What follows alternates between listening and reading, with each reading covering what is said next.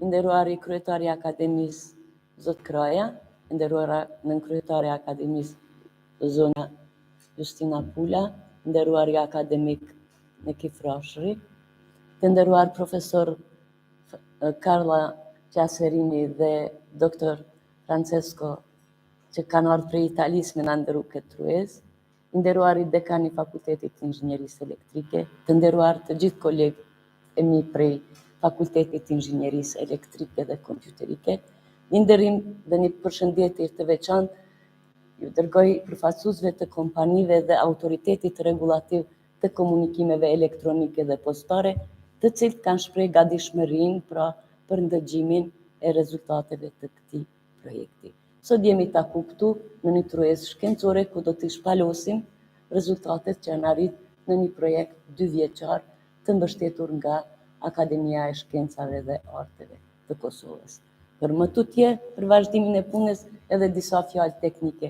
Prezantimet është e këshillueshme të zgjasin 15 deri 20 minuta, në mënyrë që t'i japim hapësirë edhe pyetjeve eventuale nga audienca, dhe përkthimi gjithashtu është I siguruar, pra përkthimi simultan është I siguruar. Me kaq që kisha përfundu këtë fjalën hyrëse, fjalën e parë, edhe ja jap fjalën hyrëse profesor Fetah Podgoricës, I cili është njëri sekretar I seksionit të shkencave të natyrës në Akademinë e Shkencave dhe të Arteve të Kosovës. Ju falenderit.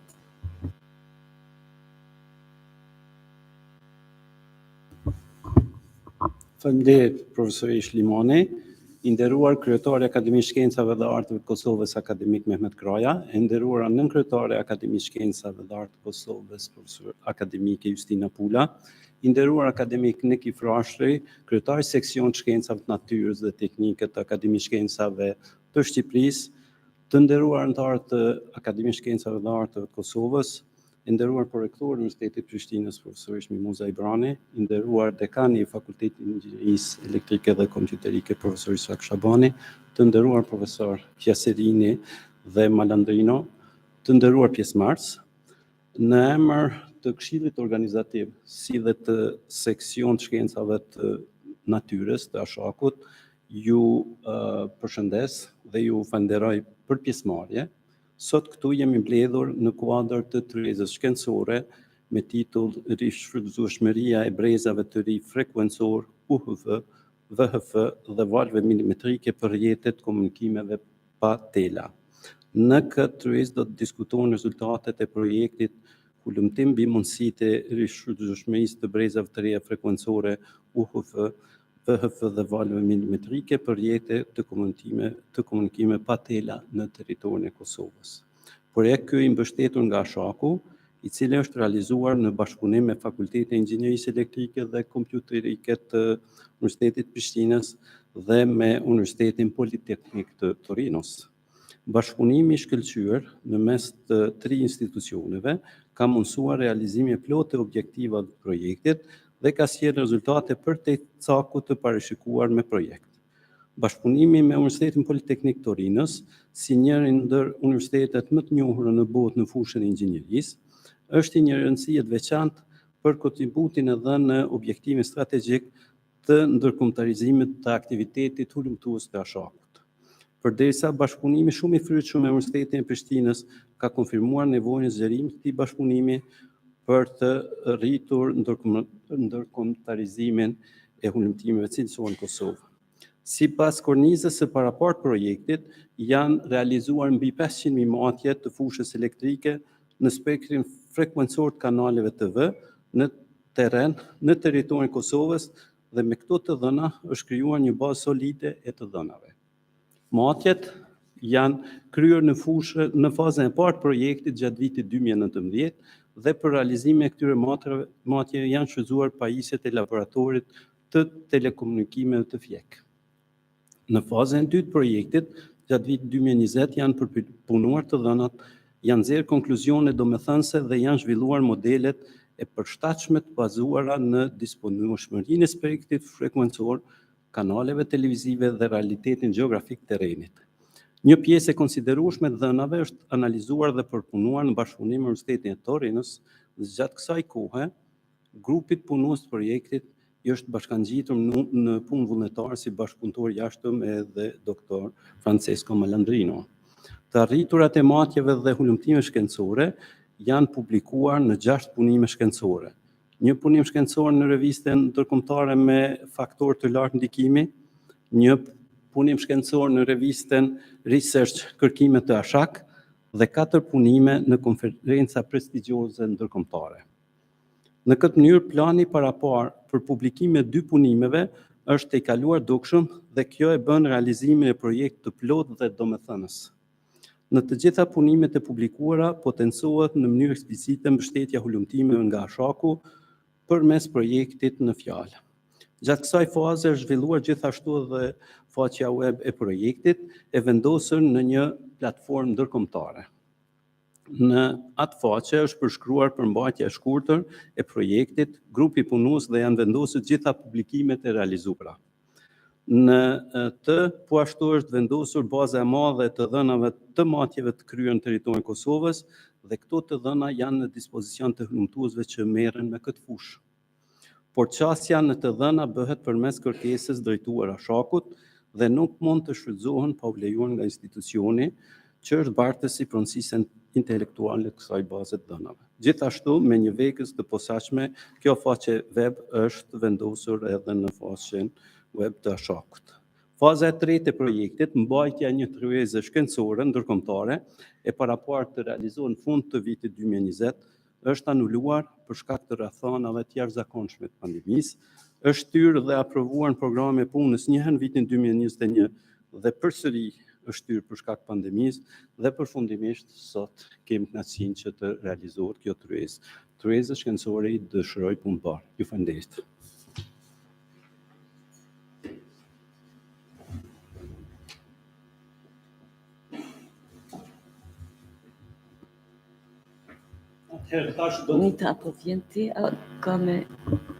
Atëherë tash do të vazhdoj me programin dhe prezentimet.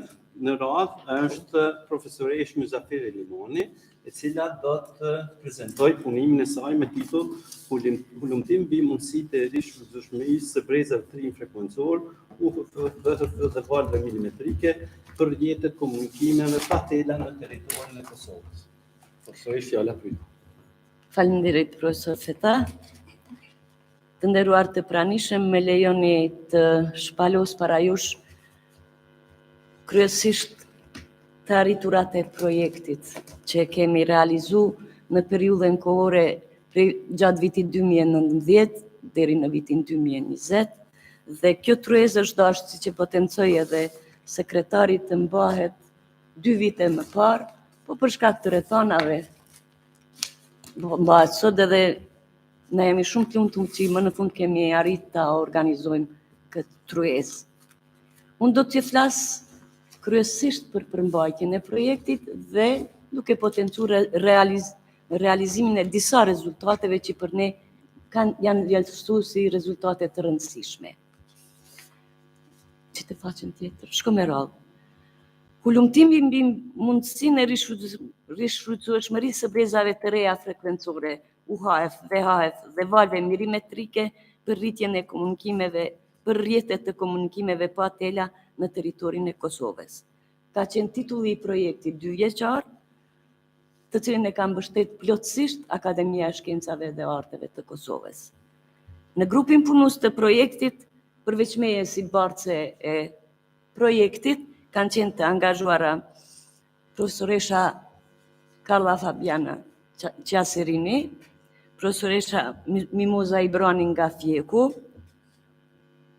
profesor asistent Zana Limani Fazliu nga Fjeku, profesor asistent Hana Maloku gjithashtu nga Fjeku dhe doktor Francesco Malandrino ka qenë i angazhuar si bashkëpunëtor i jashtëm ndërkombëtar në baza vullnetare.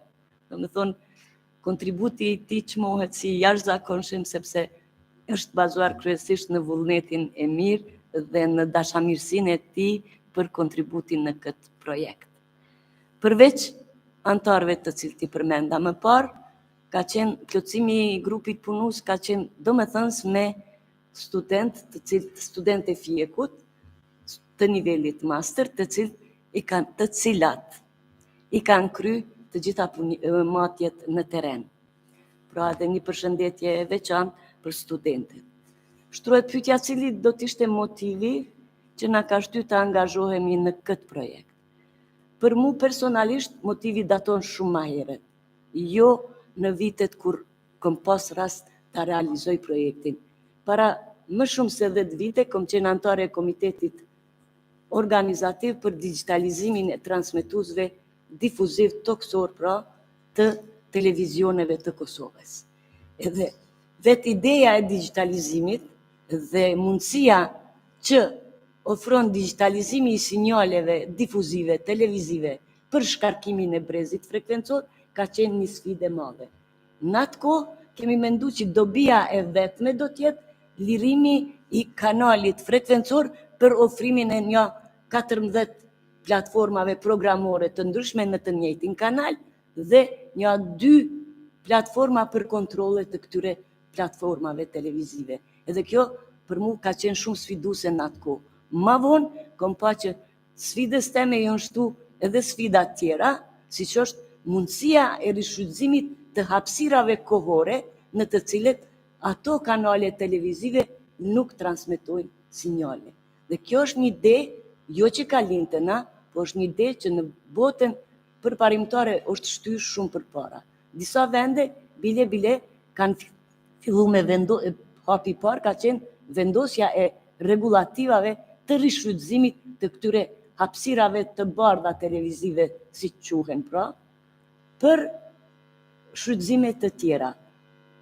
Resurset frekuencore të çdo vendi janë të limituara dhe lufta me zhvillimin e teknologjisë informative, lufta më e madhe do t'jetë për zgjerimi i tyre është i pamundun se janë resurse nacionale të definume me regulativa ndërkombëtare të ITU-s, por na duhet t'i kthehemi mundësisë së rishfrytëzimit të këtyre brezeve frekuencore. Një hulumtim i tillë për Kosovën gjithsesi ka qenë i nevojshëm. Ndoshta është pak i parakohshëm, por gjithsesi duhet t'i adresohet aktorëve kryesor, pra siç janë televizionet, që janë barsë të licencuar të frekuencave kombëtare. Na i kemi 3 televizione të tilla, i kemi 4 kanale kombëtare, 3 televizione i shfrytëzojnë kanalet kombëtare për programet e veta, ndërsa kanali 4 është për shërbime të veçanta. Edhe Kosova duhet pra për shkak se ka jashtëzakonisht të limituar resurset frekuencore, duhet të mendoj posaçërisht në të ardhmen kur supozojmë që do të kalojmë në gjeneratat e 5 të komunikimeve mobile, atëherë rishfrytëzimi do të jetë një kërkesë në cilën duhet seriozisht të mendohet. Përveç kësaj, Kosova nuk ka ndonjë bazë të dhënave për matjet për rishfrytëzimin e kanaleve frekuencore të cilat i kanë në dispozicion dhe për ne ka qenë atraktive ideja që eventualisht ta ndërtojmë në një bazë të tillë. As vendet në region nuk e kanë një bazë të tillë, por kjo nuk do me thonë që Kosova nuk mund ta ketë. Këto ishin pra motivet që na kanë shtyr ta formulojmë një projekt i cili ka zgjatë tash 2 vjet të plota. Objektivat e projektit kanë qenë realizimi i matjeve së pari, pra i matjeve në brezin frekuencor në territorin e Kosovës, formimi i bazës së të dhënave të shfrytëzueshmërisë së frekuencave të lartë sekura për territorin e Kosovës, përpilimi i bazës së të dhënave të frekuencave, gjithsesi kanaleve, që mund të përdoren në mënyrë oportune nga rrjetet pa tela sekondare, pra ata që janë barsë të drejt për drejt të licencës. Pastaj kemi pas për objektiv analizën e dallimeve dhe ngjashmërive të rezultateve të fituara nga ky hulumtim me rezultatet e fituara nga hulumtimet e ngjashme në vende tjera të botës. Edhe sigurisht një prej objektivave më i rëndësishëm ka qenë publikimi i rezultateve të hulumtimeve në nivel kombëtar dhe ndërkombëtar, të shohim sa janë të krahasueshme rezultatet tona të arritura me rezultatet që janë rezultate më të reja pra në fushën, në revistat shkencore më kulminante dhe në konferencat prestigjioze. Pastaj kemi bërë simulimin dhe studimin e skenarëve të ndryshëm të bashkë ekzistencës së teknologjive të ndryshme pa tela. Ju e dini se në rrjetet heterogjene përdoren teknologji të ndryshme dhe duhet të jenë protokollet përgjithsisht të precizuara për bashkë ekzistencën e funksionimit të teknologjive të ndryshme. Pastaj kemi pas si synim analizën e performancës dhe metrikave vlerësuese për skenar të ndryshëm të bashkë ekzistencës në brezat televiziv si dhe brezet e valëve milimetrike.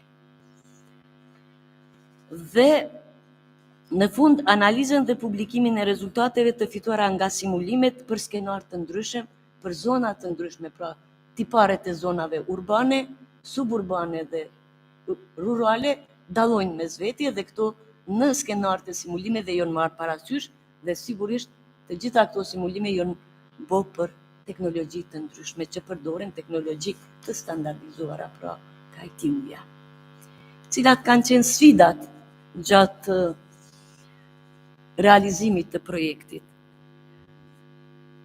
Fatmirësisht shumica prej nesh këtu jemi profesionistë të fushës dhe e dini që me zhvillimin e hofshëm të teknologjisë, nevoja për qasje në internet përmes komunikimeve pa tela është bërë kërkesë në rritje të pandashme. Kjo kërkesë paraqet pothuajse një ngarkesë të papërballueshme për brezet frekuencore që posedojnë shtetet ose kombe. Në literaturën shkencore aktuale paraqiten ide të ndryshme për shfrytëzimin optimal të spektrit frekuencor që disponon secili shtet. Një ndër zgjidhjet e mundshme parashihet, unë do t'i bëj shumë shkurt për me ju dhënë hapësinë pra prezantimeve të tjera. Një ndër zgjidhjet e mundshme parashihet të jetë zhvillimi i pajisjeve kognitive, të cilat do të mund ta shfrytëzojnë spektrin e licencuar gjatë kohës që ai nuk përdoret nga shfrytëzuesi primar dhe t'i lejohet pra një shfrytëzuesi tjetër sekondar i cili ka kontratë të veçantë me shfrytëzuesin primar pra të licencuar. Brezi frekuencor i alokuar për transmetime televizive është VHF-i 30 deri 300 MHz, UHF-i 300 deri 1000 MHz dhe ky spektër për shkak të karakteristikave të veta shumë të mira të përhapjes së valëve është treguar shumë i përshtatshëm për rishfrytëzim, sepse mundson mbulueshmëri shumë të madhe gjeografike, pra territoriale. Dhe e ka infrastrukturën e nevojshme shumë minimale, gjë që është një zgjidhje ideale për zonat rurale dhe vendet të pazhvilluara si Kosova. Brez tjetër i një rëndësi së veçantë dhe me potencial për të shfrytzuar për nevojat të komunikimeve brez gjëra, është brezi i valëve milimetrike që shtrihet pra me brezin prej 30 deri 100 GHz. Ky brez deri vonë është konsideruar i papërshtatshëm për këtë lloj të komunikimeve për shkak të karakteristikave të dobta të shpërndarjes. Ju dini se frekuencat në këtë brez frekuencor nuk arrin distanca të mëdha të shpërndarjes, prandaj duhet lokacionet më të vogla të miren parasysh. Por me zhvillimin e hofshëm të sistemeve të antenave me shumë element dhe komunikimeve MIMO, shumica e humbjeve të sinjalit pra për shkak të shpërndarjes në distancë mund të kompensohen përmes antenave direksionale me përforcim të madh. Pra, kjo është njëna prej zgjidhjeve që ofron pra mundësi të shfrytëzimit të valëve milimetrike për rishfrytëzim. Një ndër sfidat kryesore në shfrytëzimin e këtyre brezave, sidomos atij të licencuar nga autoritetet e vendit, është zbutja e interferencës që mund t'i shkaktohet shfrytëzuesve primar të licencuar nga shfrytëzuesit sekondar. Pra nëse prania e shfrytëzuesve sekondar nuk është në mënyrë rigoroze e kontrolluar, ekziston rreziku që të paraqitet interferenca, pra në mes të shfrytëzuesit primar i cili e ka të drejtën e plot, pra e ka licencën për ta shfrytëzuar atë frekuencë. Për te kalimin e këtij problemi, si pajisje duhet në vazhdimsi ta përgjojnë ose ta dëgjojnë kanalin në mënyrë që të detektojnë praninë e shfrytëzuesit primar dhe në atë rast të detektimit duhet në mënyrë prompte ta ndalojnë funksionimin në atë kanal, pra kanali programi i licencuar ka prioritet në këtë rast. Kjo duhet të mirret parasysh te algoritmet kontrolluese të rishfrytëzimit të frekuencave. Ekzistojnë 3 metoda kryesore që mundsojnë shfrytëzuesve dytësor rishfrytëzimin e brezit aktual. Metoda e parë bazohet në përcjelljen e informacionit të sinjalizimit. Metoda e dytë bazohet në ndëgjimin e spektrit të transmetuesit të licencuar dhe metoda e tretë bazohet në databazën e pozitës së shfrytëzuesve. Në informacionet e sinjalizimit, shfrytëzuesit dytësor e fillojnë transmetimin vetëm nëse paraprakisht e marrin një sinjal se kanali është i lirë. E meta e kësaj metode është se shkakton te ngarkesë gjatë transmetimit të sinjalizimit. Pra gjithmonë duhet të rezervohet një pjesë për transmetimin e sinjalit të fillimit dhe të përfundimit të transmetimit të shfrytëzuesit dytësor. Në metodën e dëgjimit, shfrytëzuesi dytësor do ta ndëgjojë dhe do të munduhet ta detektojë prezencën e shfrytëzuesit primar, bazuar në energjinë e sinjaleve të pranuara, por vështirësia e kësaj metode qëndron në faktin se përveç energjisë së sinjalit të detektuar, duhet të dihen edhe disa parametra tjerë për sinjalin, si që gjerësia e brezit frekuencor dhe modulimi që është përdorur gjatë atij transmetimi. Metoda e tretë bazohet në shfrytëzimin e një baze të fuqishme të dhënave dhe përcaktimin e pozitës së shfrytëzuesve. Shfrytëzuesit duhet të komunikojnë me bazën e dhënave, të cilat kanë informacione lidhur me shfrytëzimin e spektrit në vendin dhe në kohën e kërkuar. Databaza pastaj do të përgjigjet me listën e frekuencave të disponueshme, si dhe karakteristikat e sinjalit, pra parametrat e atij sinjali, në mënyrë që të realizohet transmetimi nga shfrytëzuesit dytësor. Problemi me këtë metodë paraqitet me rastin kur shfrytëzuesit dytësor gjenden brenda në ndonjë objekt ku pozicioni gjeografik i tyre nuk mund të bëhet i qartë për shkak të dobësimit të sinjalit, për shkak të strukturës së objektit. Pra sipas këtyre 3 metodave të mundshme, duket se metoda më e mirë dhe më e besueshme është metoda e bazuar në bazën e të dhënave. Pra është një kërkesë që e parashtron nevojën e përpilimit të bazës së të dhënave për shfrytëzimin e brezave frekuencor që ka në dispozicion një territor gjeografik. Një mënyrë e zgjidhjes së kësaj sfide është përdorimi i pajisjeve kognitive, pajisje të cilat mund të përdoren për qëllime të ndryshme dhe mund të operojnë duke shfrytzuar teknologji të ndryshme, problemet e bashkëekzistencës dhe vetë bashkëekzistencës, por pra me këtë rast, problemet e bashkëekzistencës dhe vetë bashkëekzistencës do të jenë të pa evitueshme. Bashkëekzistenca është një situatë e cila paraqitet kur shfrytëzuesi primar dhe ata dytësor operojnë në të njëjtin vend dhe në të njëjtën kohë. Ndërsa vetë bashkëekzistenca është situata kur shumë shfrytëzues dytësor operojnë në të njëjtën kohë dhe në të njëjtin vend dhe mund të jenë të njëjtit tip apo të tipave të ndryshme. Pra, to janë problemet që paraqiten. Problemet që shfaqen kur pajisjet e tipeve të ndryshme të cilat kanë parametra të ndryshëm, fuqinë transmetuese, gjerësinë e brezit, shtresën fizike, shtresën e rrjetit e tjera, shfrytëzojnë të njëjtin spektër dhe për shkak se secila pajisje tenton ta shfrytëzojë spektrin në mënyrë egoiste, pa konsiderat ndaj pajisjeve tjera. Pra është loja kush i pari, ai e merr. Prandaj duhet të vendosen rregulla rigoroze në përparësinë e rishfrytëzimit nga përdoruesit sekondar. Kjo ka parashtruar nevojën e shtrimit të rregullave pra të rishfrytëzimit të brezave të licencuara frekuencore dhe deri me tani është prezantuar vetëm standardi 802.19.1, i cili mund të përdoret për bashkëekzistencën e pajisjeve të ndryshme, në veçanti bashkëekzistencën në mes të rrjeteve 802.22 dhe rrjeteve të tjera të ngjashme. Megjithatë, problemet e bashkëekzistencës dhe vetë bashkëekzistencës ende janë të shumta dhe duhet të hulumtohen dhe paraqesin njëra ndër temat kryesore me të cilat sot miren të gjithë ekspertët në mbar botën, pra në fushën e telekomunikimeve, posaçërisht të rrjeteve pa tela. Pra kjo është një temë e hapur shumë aktuale për hulumtim. Të i marrë parasysh gjithë këto sfida, ne i kemi pas edhe të klasifikume dhe mundësitë e hulumtimit që i kemi bërë kanë qenë goxha të kufizume, por megjithatë i kemi kryer, na mendojmë me një sukses të këndshëm.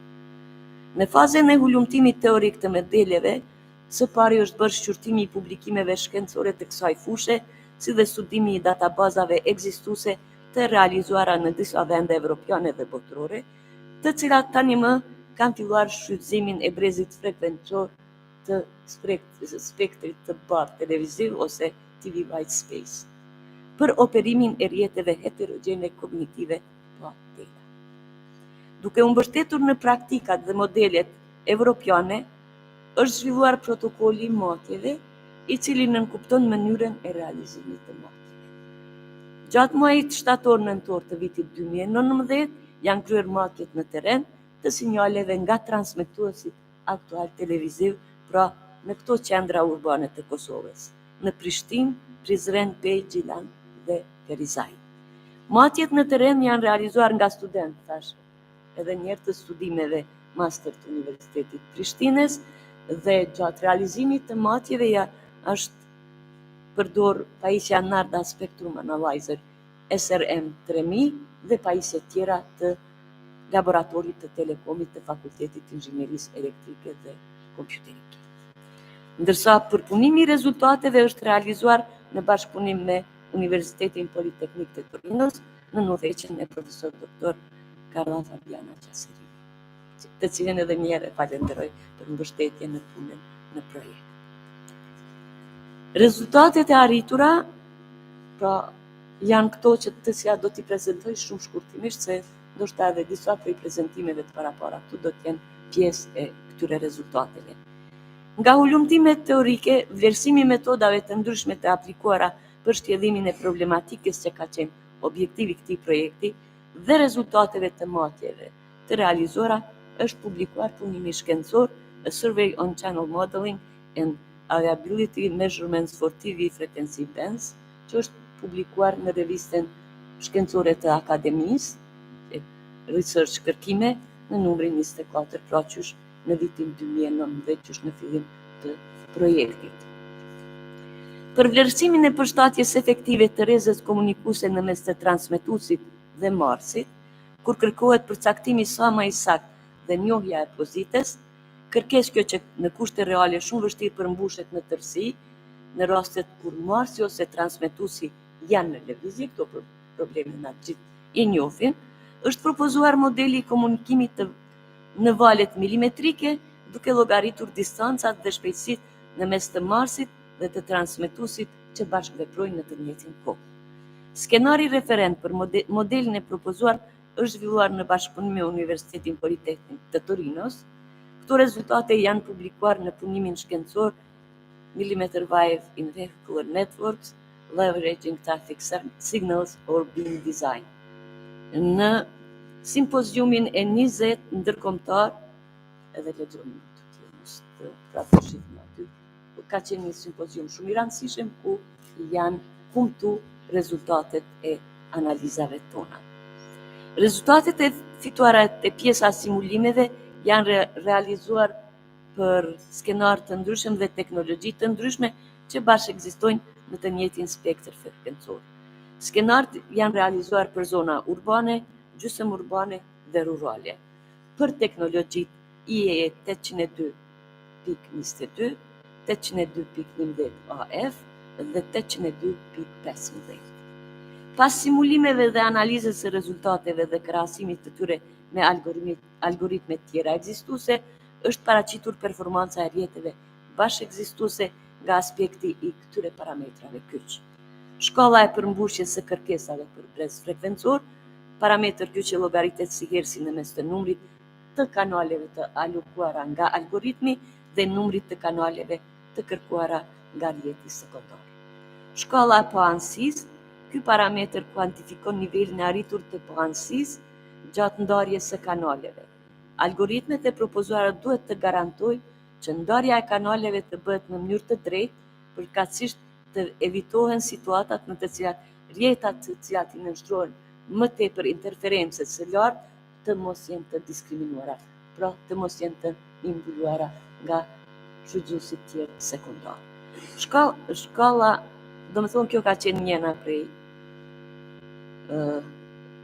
analizave dhe është bërë analiza e kapacitetit teorik, përfundimisht për të matur nivelin e cilësisë së shërbimit, për secilin lloj të përdoruesve është llogaritur kapaciteti teorik i arritur në varësi të raportit sinjal-zhurmë dhe të interferencës. Kapaciteti teorik është matur duke përdorur teoremin e shënonit, pra të cilin na e kemi gati si doracakt përditshme. Rezultatet e fituara janë publikuar në revistën IEEE System Journal në maj të vitit 2020 me punimin me titull Millimeter-Wave Beam Management in Urban Vehicular Networks. Dhe na mendojmë që publikimi në njënën prej revistave dominante, pra në fushën e inxhinierisë elektrike, ka qenë një arritur e veçantë e projektit.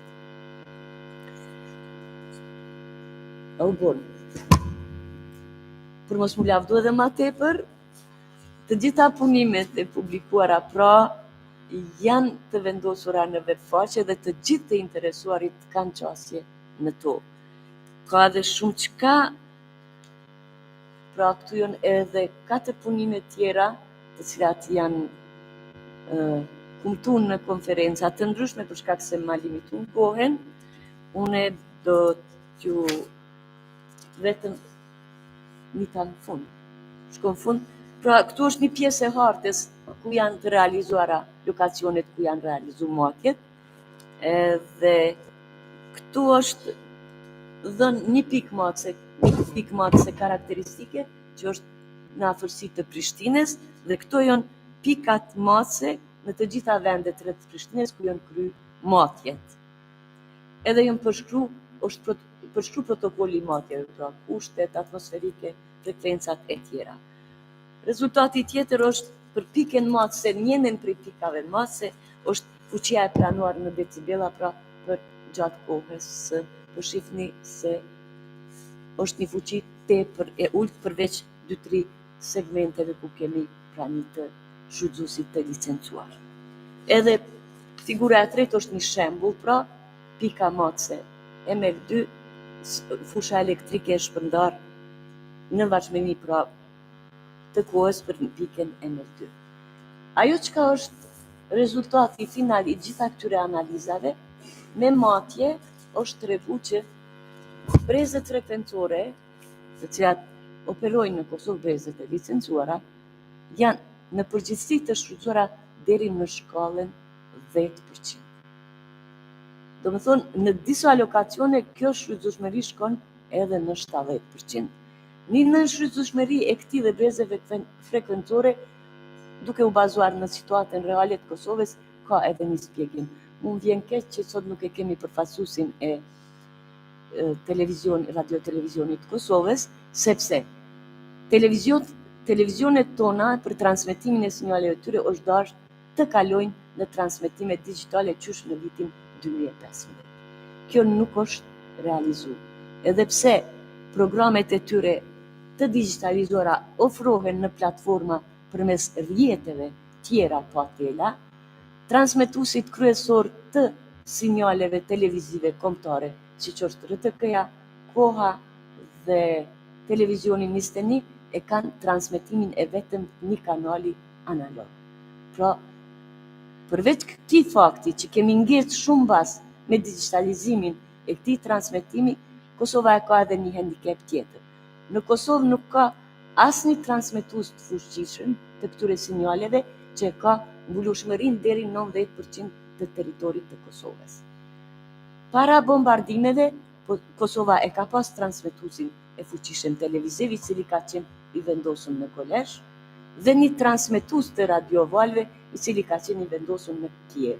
Gjatë bombardimeve të këta dy transmetues janë bombardu edhe sot nuk janë në funksion. Territori i Kosovës mbulohet me transmetues lokal të vegjël, pra Kosova e shfrytëzon mbulueshmërinë me mbulueshmërinë me sinjal televiziv me teknikën e njohur si lëkura e leopardit, pra pjesë. Prandaj edhe kjo është arsyeja, njëra prej arsyeve për një nënshfrytëzueshmëri kaq të lartë të brezave frekuencore. Unë vërtet ju kërkoj falje që e zgjata kaq shumë. Ju faleminderit për durim dhe më duket që s'ka kohë për pyetje. Mund të jetë një ose dy koment të shkurtër. Nëse dikush ka pyetje ose profesor Carla.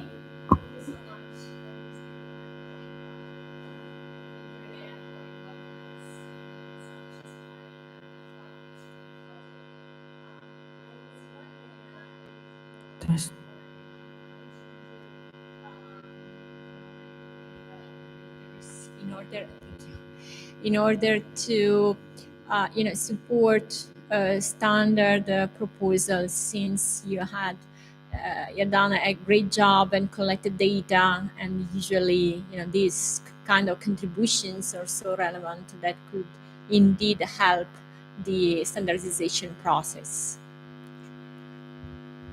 Thank you for your comments and questions, Professor Carla.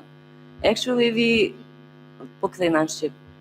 Na do ta shfrytëzojmë këtë Tryezë për me e shtri bashkëpunimin dhe fatmirësisht sot në mesin tonë kemi përfaqësues e disa palëve të interesuara për këtë fushë.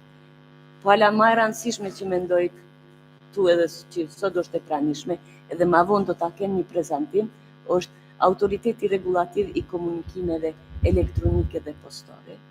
Pastaj kemi 3 kompani shumë të rëndësishme të cilat mund ta shohin interesin për rezultatet e këtij projekti dhe unë shpresoj që do të kemi bashkëpunim në këtë fushë e këto janë Telekomi i Kosovës, të cilët gjithashtu do ta kenë një prezantim sot, është IPCO, një ofrues i shërbimeve të telefonisë mobile dhe pse është private është shumë i pranishëm dhe i fuqishëm në Kosovë, edhe kemi një kompani shumë të suksesshme gjithashtu private, kjo është Tryezë, është një kompani që ofron shërbime outsourcing për telekomunikime mobile. Edhe ata besoj do ta kenë një prezantim në këtë. Pra, shpresat janë që autoriteti regulativ do të zgjohet, do të punojnë në themelimin e rregullave dhe kritereve për rishfrytëzim të brezave modeste që i ka Kosova, ndërsa kompanitë do të tregojnë interesim për rishfrytëzimin dhe e para RTK-ja duhet me tregu interesim për me dhonë leje për rishfrytëzim, ndërsa kompanitë tjera duhet të tregojnë interesim për me marrë shërbime si shfrytëzues sekondar. Tjetër? Faleminderit profesorish. Sigurisht edhe gjatë kohës pauzës pastaj mund të vazhdojmë me komente, diskutime. Faleminderit dhe tani e ka radhën akademik Nekifrashri nga Akademia Shkencave Shqipërisë, i cili do të bëj prezantimin me titull Vështrim mbi radiofrekuencat në Republikën e Shqipërisë. Profesor Nekif, fjala është për ju.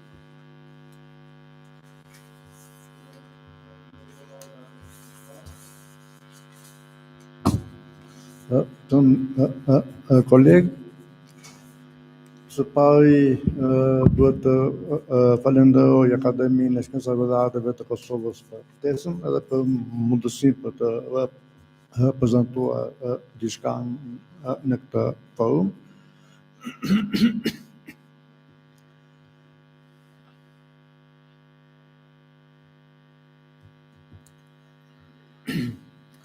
Në Shqipëri janë disa autoritete shtetërore që ndikojnë në rregullojnë përdorimin e frekuencave.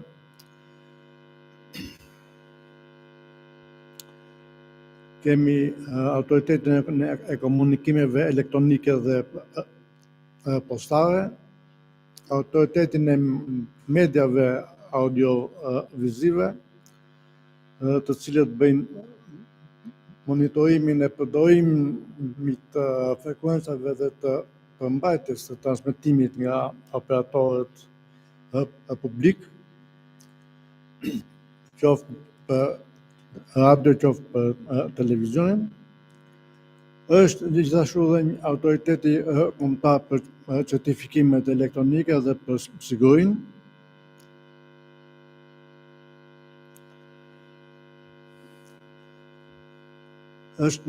Kemi një legjislacion ku mund të theksojmë ligjin që përcakton funksionin e këtyre agjensive dhe në veçanti mund të përmendim edhe disa ligje që kanë të bëjnë me sigurinë dhe përdorimin e certifikatave elektronike. Pra një seri ligjesh të cilat megjithse janë ligje relativisht të rinj, kanë mësuar gjatë kohës edhe përmirësime të ndryshme.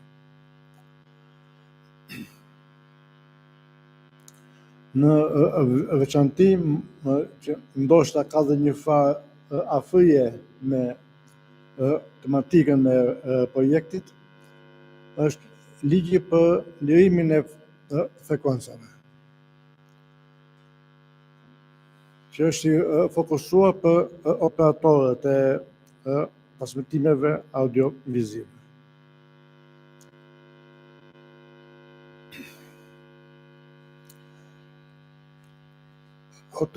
Autoriteti kryesor regulativ, që i është të quajtur AKEP,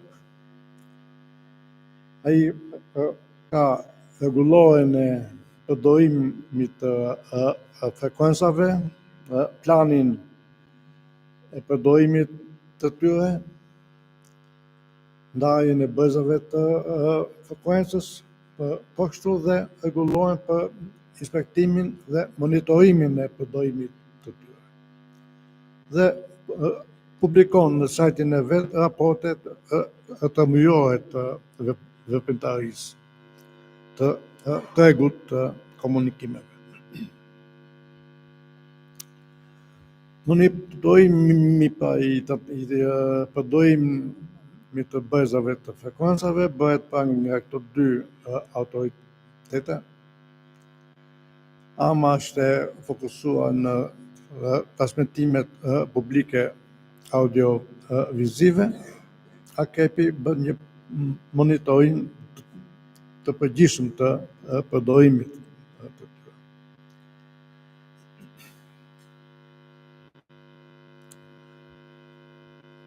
Për të bërë një përmbledhje, mund të them që në Shqipëri rregullimi i përdorimit të frekuencave fillon në mezin e shekullit të kaluar pas luftës së dytë dhe deri në vitet 90 ka qenë rëndësisht i kufizuar dhe kjo për arsye të sigurisë kombëtare.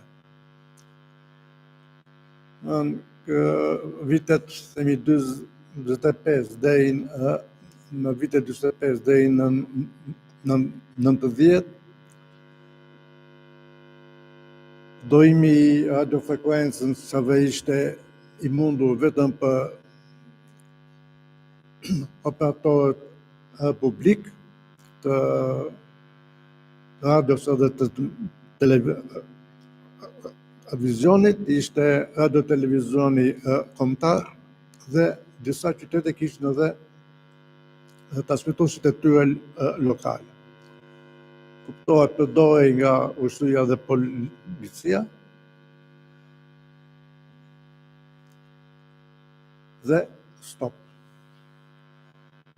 Megjithse ligji parashikonte në atë kohë edhe brezat e frekuencave për radio amatorët dhe ishte i zhvilluar dhe sporti radioamatorizmit, ky i fundit ishte vetëm në shpesinë e transmetimit dhe marrjes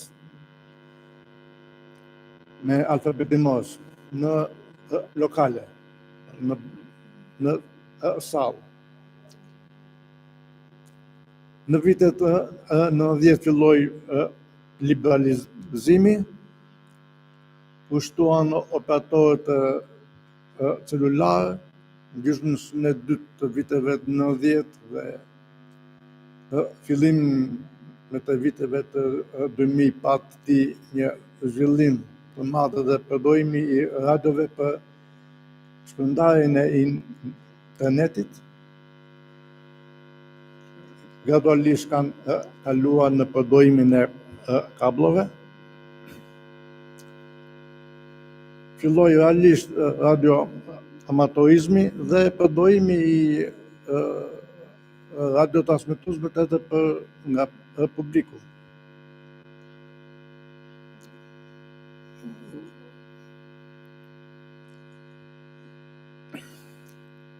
Nuk mund të them që përdorimi i brezave frekuencave nga publiku është rreptësisht i kontrolluar, por të paktën është e mundur që të përdoren edhe nga publiku. Kështu që mund të them që zhvillimet aktuale bazohen në një legjislacion që është relativisht i konsoliduar, që ka një histori për 7 dekadash.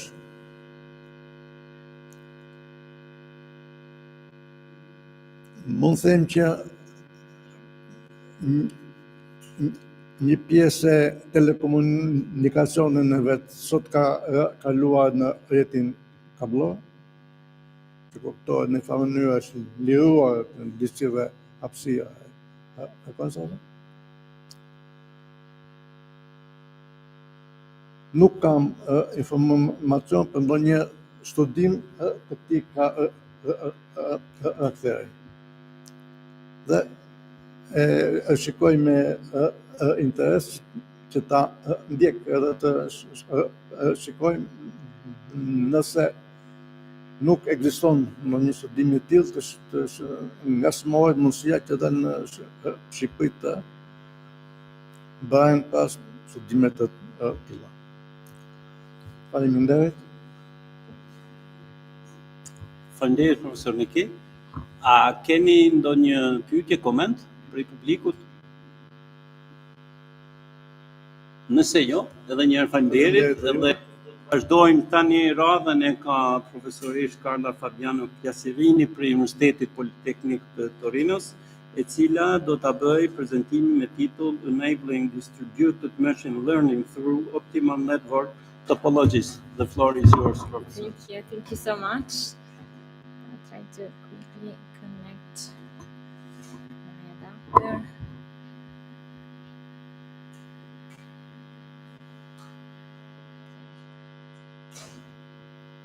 So thank you so much, and let me thank again the Academy for your invitation. It's really a pleasure and an honor to be here today, and thank you for having involved us in this project. Let me thank also Professor Zana, Limani, and Fazio for this great collaboration.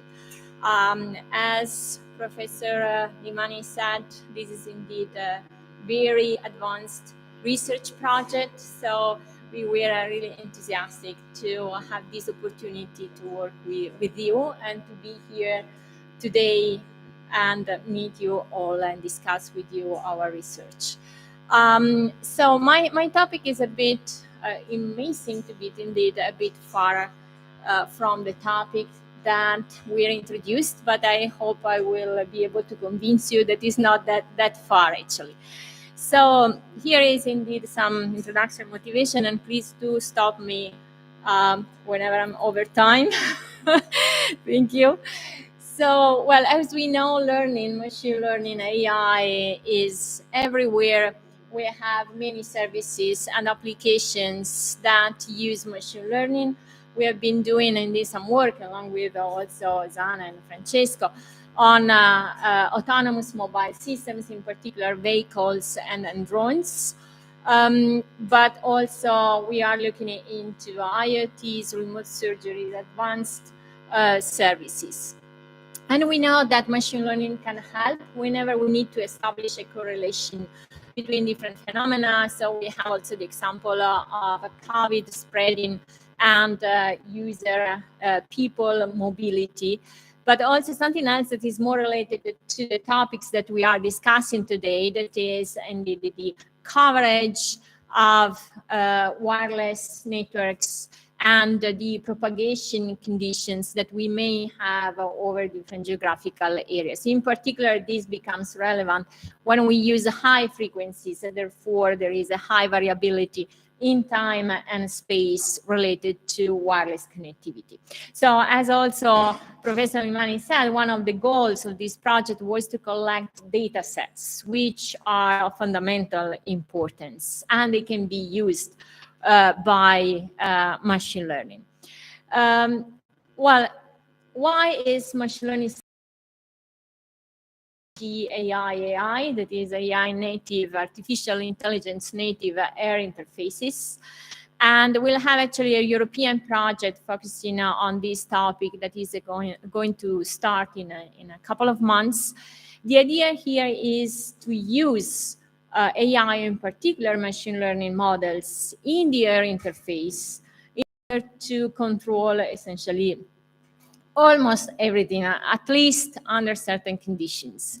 That is, we need to adapt to the hardware that we have at hand. We need to adapt to the environment, so channel conditions as time and space vary. And then at the receiver, we can actually adapt to the specific application that we are using. And here in particular, at least for now, let me refer to applications such as smart factory or the ones that I mentioned earlier. So this means that thanks to machine learning and collecting the proper data, we can indeed shape the environment. And this is also related to what is called nowadays semantic communications. That is one of the hot topics that we have in communications.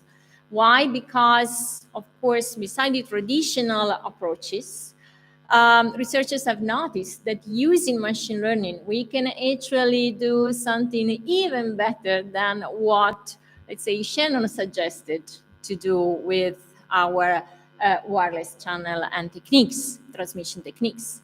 So the idea here is to transmit only what is really necessary to our application at the receiver.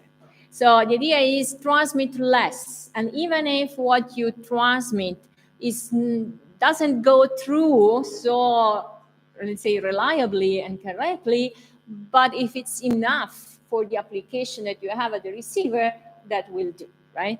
So this is indeed a very nice concept.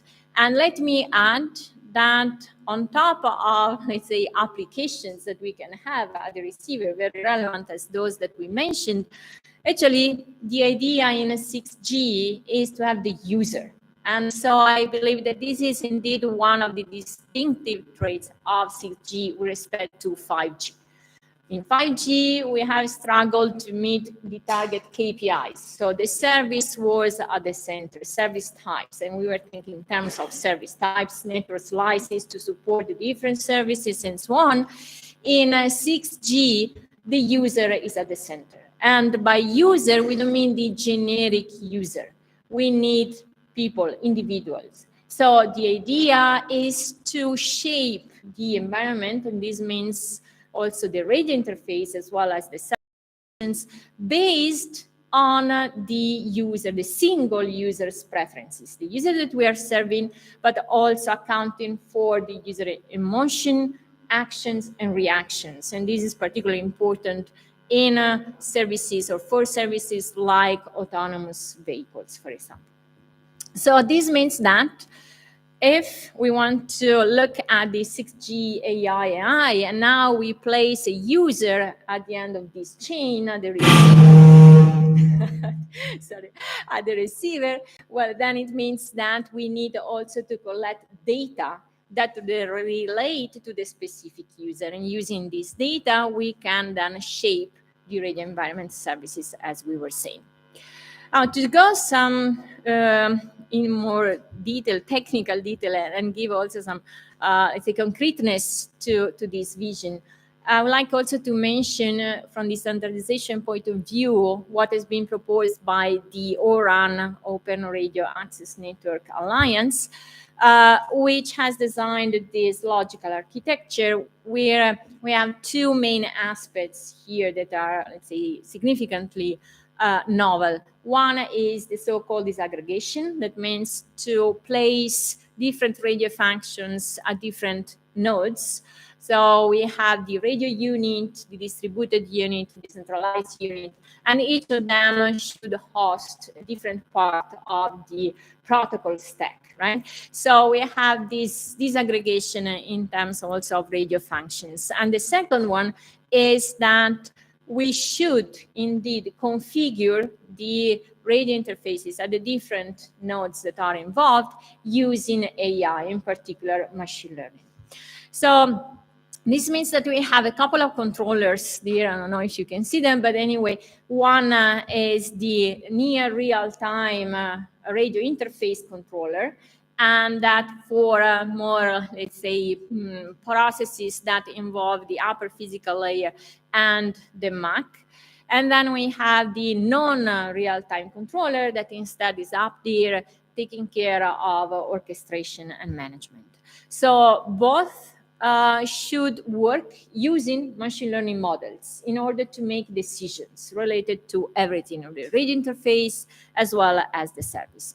So now we understand a little bit better why learning is so pervasive and is becoming pervasive also in terms of radio interface. So that said, what I would like to bring up here in particular is some research questions, looking forward to further collaborating with you. The results of the project that will be presented by Zana and also Francesco will present some activities that we have done in preparation towards these new concepts of CG and user-centric communications. But let me here focus more on machine learning, because, well, based on what we said, it may seem that, okay, now we have this nice machine learning model, we'll provide the data, the machine learning model will make decisions for us at the radio interface, and but unfortunately, this is not always, at least, the case. So let me put forward some research questions that can be indeed, I hope, can shed some light also on possible future research directions.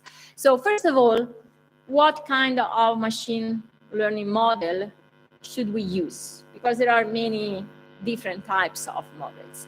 And considering that we need to serve different users, and if we want indeed to embrace this user-centric vision, then we may need several instances of these machine learning models. And here we have scalability across machine learning. So machine learning is, of course, a data-driven approach. So we need to understand also which data are important and who should provide this data. And related to the user, then we have a privacy issue to solve. And then where these models should be trained, because a machine learning model needs to learn in order then to make decisions. And so there is the training, and there is the so-called inference, that is the actual decision-making process. And both, and in particular training, is extremely expensive in terms of resources, resource consumption. And this means computing, memory storage, but also energy. So these models need to be trained. We need to spend lots of resources to do that. And very often we need also to update the model with new data. Why? Because we have this extremely dynamic environment that we need to cope with. So let me just give you a couple of examples of the complexity of answering these questions. What kind of model we have? Very often we have to deal with the so-called deep neural networks that are indeed similar to the human brain. So we have layers including neurons, and these neurons are connected together. And we have weights that are associated with these edges, links that connect the neurons. And the larger, the deeper the network is, typically the better then works when we have to make a decision.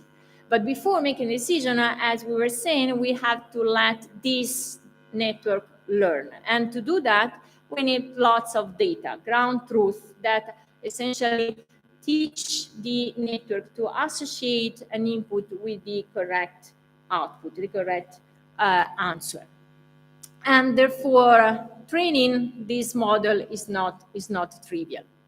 Now, there is a second approach that is, in principle, lighter and more dynamic, and has been indeed envisioned to respond very quickly to the changes in the environment. It is reinforcement learning. So now we have a reinforcement learning agent that observes the environment based on what it sees, essentially tries to understand what would be the best action to enact. And then it observes the environment again and looks at the reward of this action. So, for example, the reward is the throughput, and you need to make decisions, select the action that will maximize the reward, that is your throughput.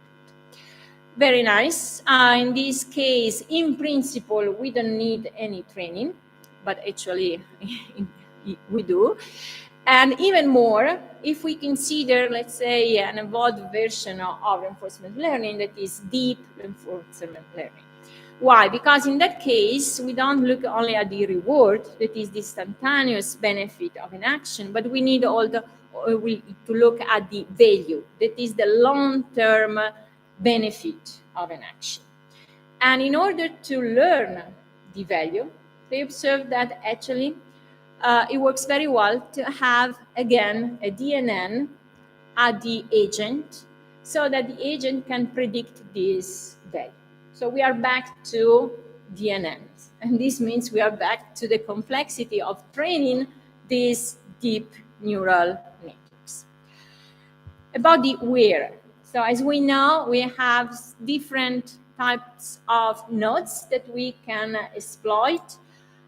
We have the cloud, but we have also the edge of the network, and we have the so-called deep edge of the mobile devices. So we can exploit the computing and storage and memory resources of all these variety of devices. But what is true is that in any case, the learning requires lots of resources. This is an example taken from a speech recognition DNN, but if we look indeed at the consumption here, is really impressive. Not all models requires, of course, such a huge consumption of the resources, but compared to what a mobile device can offer or an edge server can offer, actually we have a problem with resources. So the takeaway message here is that on the one hand, machine learning is becoming pervasive, and I believe that in certain cases we really need machine learning if we want to hit the best performance possible. But on the other hand, we need to worry about machine learning, because machine learning is extremely expensive. So if we want to use it, we need to do something to make it sustainable, to make feasible to use this kind of approach. So as, let's say, a solution to this problem, people have proposed to look at distributed learning. That is, exploit the cooperation among the nodes that we saw also, cloud, edge, mobile devices, let them cooperate in order to do what? In order to offer the resources, so we can reuse the resources, memory, CPU that is already there. But also, if you apply this cooperative approach, you allow the single nodes to essentially run some of the learning by using their own data, and they can keep the data local. So this would be also good from the point of view of data privacy. And third, and I think very important, is that the nodes can actually exchange machine learning models. And they can pass a machine learning model from one domain to the other. And this means that you don't need to retrain a model every time from scratch, but you can use what has been done by others. Well, clearly this is easy to say, a little bit more difficult to do. But let me now focus on one specific technique that is the most popular one, Federated Learning, that has been actually proposed by Google for distributed learning.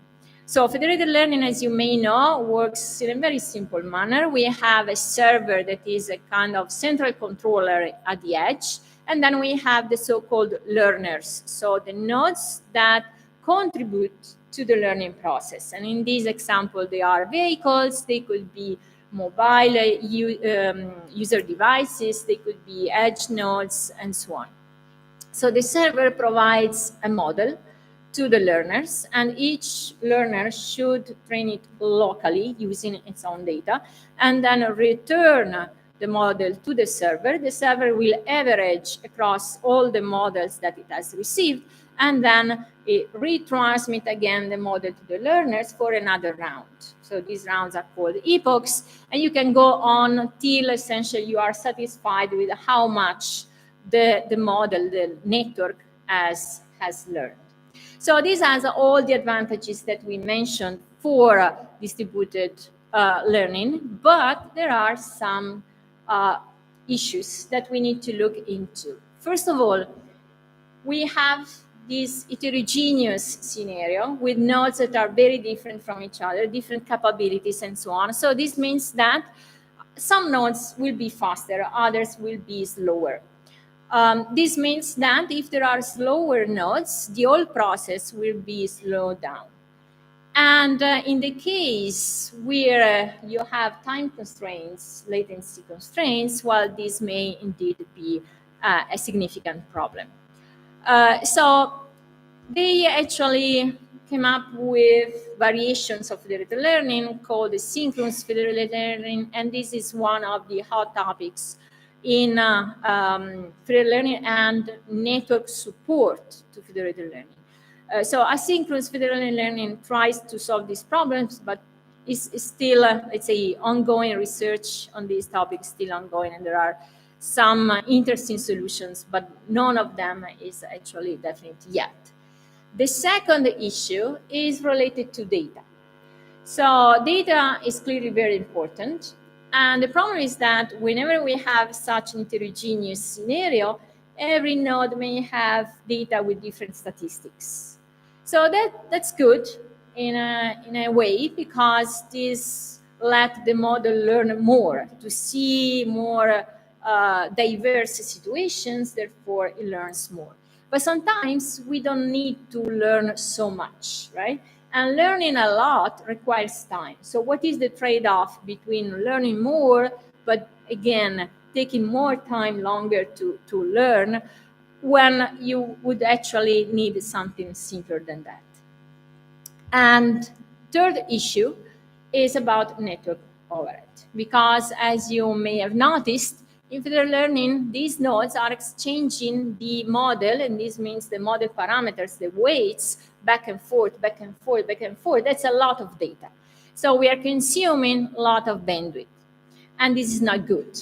clearly. It's a big problem of federated learning. So people have said, well, we could sample the weights, we don't need to send all the model parameters, or we could quantize the model parameters. That's a way to go, for sure. But it's a long way. I mean, this problem is still there, and sometimes it impairs the benefits of federated learning. So here we actually go back to semantic communication, if you like, and for the purpose of learning and training a model, what are the useful data that you really need to exchange between the nodes? So as you can see, semantic communication can also be applied to this context. So just to wrap up this part of the talk, what we found out is, well, a possible solution is to use distributed learning, federated learning in particular, but there are some caveats that we need to consider. In particular, the node selection, which nodes should participate in this training, which nodes should provide the data. So selecting the right data is one of the essential aspects here, and how to reduce this information transfer that we have in distributed learning. So let me just give you an idea of the work that we have done in order to start addressing some of these aspects. So the idea here, and I will go very, very fast, but if you would like to find more details, you can actually refer to this recent paper of ours. So the idea was to look at some scenario where we have indeed this heterogeneity. We need to exploit resources coming from the cloud, from the edge, from the mobile devices, and we want to understand who should participate in the learning process and which data should be provided. So we looked at this problem and also the trade-off that exists. Let me give you just an example of a trade-off. So in order to proceed with the learning, we may choose to collect lots of data. That's a possibility. But in certain cases, you need to wait for this data. So in highly dynamic environments, you need to collect data as time goes by. And this means that for the learning, you have indeed to wait a significant amount of time. Or you can say, well, I will use a smaller data set, but I will let the nodes process more and do more of these iterations, epochs of federated learning. That's another way to go and to let the network learn. So what is best? What is the best strategy that we should adopt? Well, we try to answer this question, but clearly these answers depend also on the specific let's say, focus that one has. For example, in the case of air interfaces, it really depends on what you are trying to optimize there by using the machine learning. So what we did was, first of all, to model the system by identifying the nodes that could contribute with their computing resources. Other nodes were instead the data sources. Of course, data sources and computing nodes can be the same node. And then we modeled the connection between these nodes, right? So who should send data to whom and who should process this data and interact with the server in a federated learning environment. So we defined some decision variables, essentially, that tell us which links, which connections are activated, and also the number of epochs of iterations of federated learning that we should perform. And then once we defined that, we looked at the cost of federated learning in terms of energy and bandwidth. And then, of course, we wanted to minimize this cost, provided that we were able to meet the constraints in terms of accuracy. So the error should be less than a maximum error that is tolerable. And also the learning time should be less than a maximum value. And to make the long story short, essentially we were able to characterize these quantities in terms of the decision variables. I will skip, of course, all this, but just to say that in machine learning, not necessarily everything is a black box. We can actually use analytical tools to study the learning and the process of learning. So we did that, and the optimization problem is NP-hard, unfortunately, but the good news is that it's submodular. So by exploiting this characteristic, we were actually able to design some heuristic that have the nice, let's say, property to provide solution that is very close to the optimum and with a very limited complexity. So sorry for going very fast on that, but I don't want to bother you with the details. Just to wrap up, well, we found out through this study that indeed one very important point is to choose the right data sources. And we were able essentially to identify the nodes that could serve the learning at best by providing this data. And what I would like to actually mention at the very end, with the hope indeed to look towards forward and in future collaboration, is this interesting, I'd say, aspect of air interfaces and the use of machine learning for that, and the need to shape not just the radio interface thanks to machine learning, but also to shape the machine learning process based on the air interface that we have. So the nodes capabilities, the CPU storage, the data that are available. So it's not just one-way process, it's actually a two-way adaptation process. Adapt the environment thanks to machine learning and adapt machine learning based on the environment. And I think that this actually can be a very interesting research topic, and we really hope to have the opportunity to work with you towards this research direction. Thank you very much for your time. Thank you. There is a time for questions. Yes.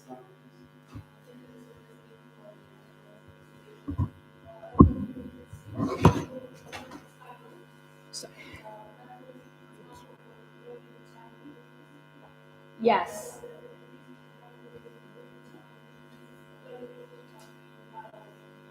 Absolutely. Yeah. Thanks for mentioning this.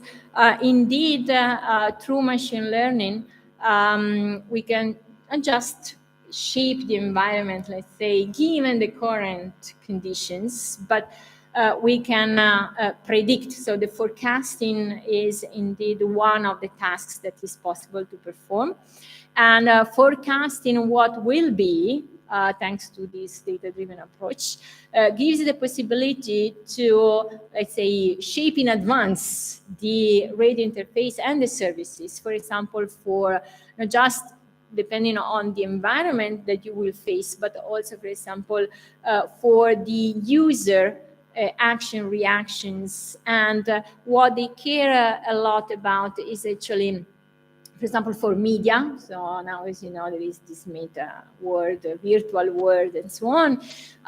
So it would be important to, let's say, apply this concept of semantic communication, accounting indeed for the instantaneous emotions of the user. This is, for example, very, very important for media. So machine learning gives you this possibility to predict potentially everything, right? So all the aspects that relate to the physical world, to the communication, the channel, but also the aspects that relate to the user and the services for the user. And the combination of the two, I think, is really what can help us to design innovative solutions in this field. Thank you. Is there any question? Yes, please. Thank you. Thank you, Professor, for your results and roadmap for future research.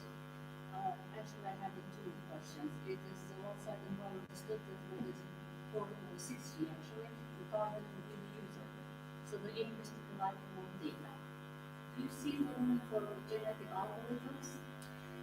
Yeah, definitely. Thanks for the question. Actually, you're totally right. AI is not only machine learning, right?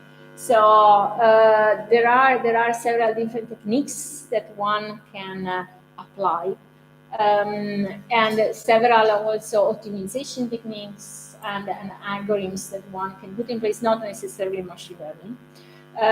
But it is true that in any case we will need data, as you are saying.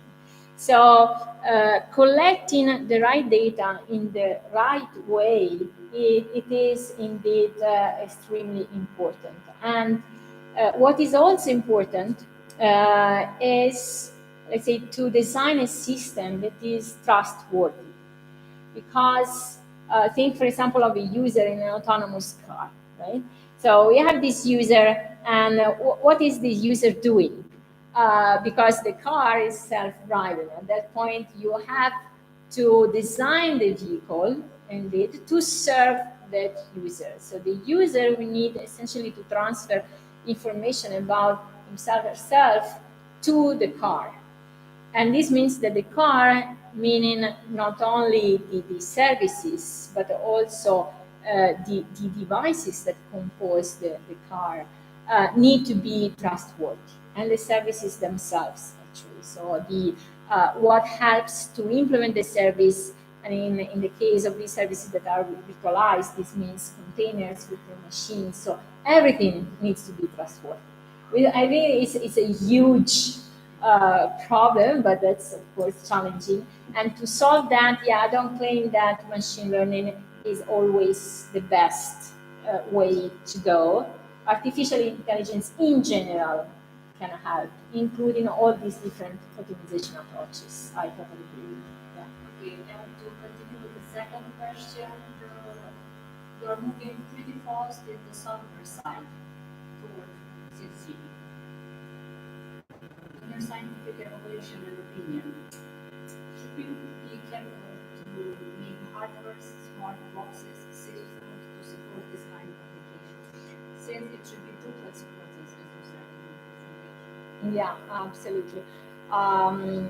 Definitely, let's say virtualization has this big advantage to implement everything in software. So provided that you have a CPU, memory storage, you can actually implement the function that you would like.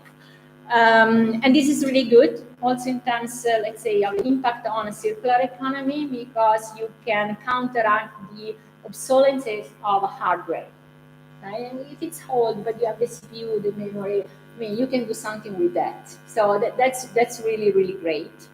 On the other hand, there are the mobile devices and the hardware itself, which actually can evolve and indeed, sorry, I took the slide off, but let's say machine learning or AI in general can help also to, in a way, shape the hardware itself, meaning that there are researchers that try to identify techniques to make the hardware capable to support the machine learning processes, for example, or the services, and therefore to make it in a way more reconfigurable, the hardware itself, to match the requirements of services, as you said. So this is indeed another great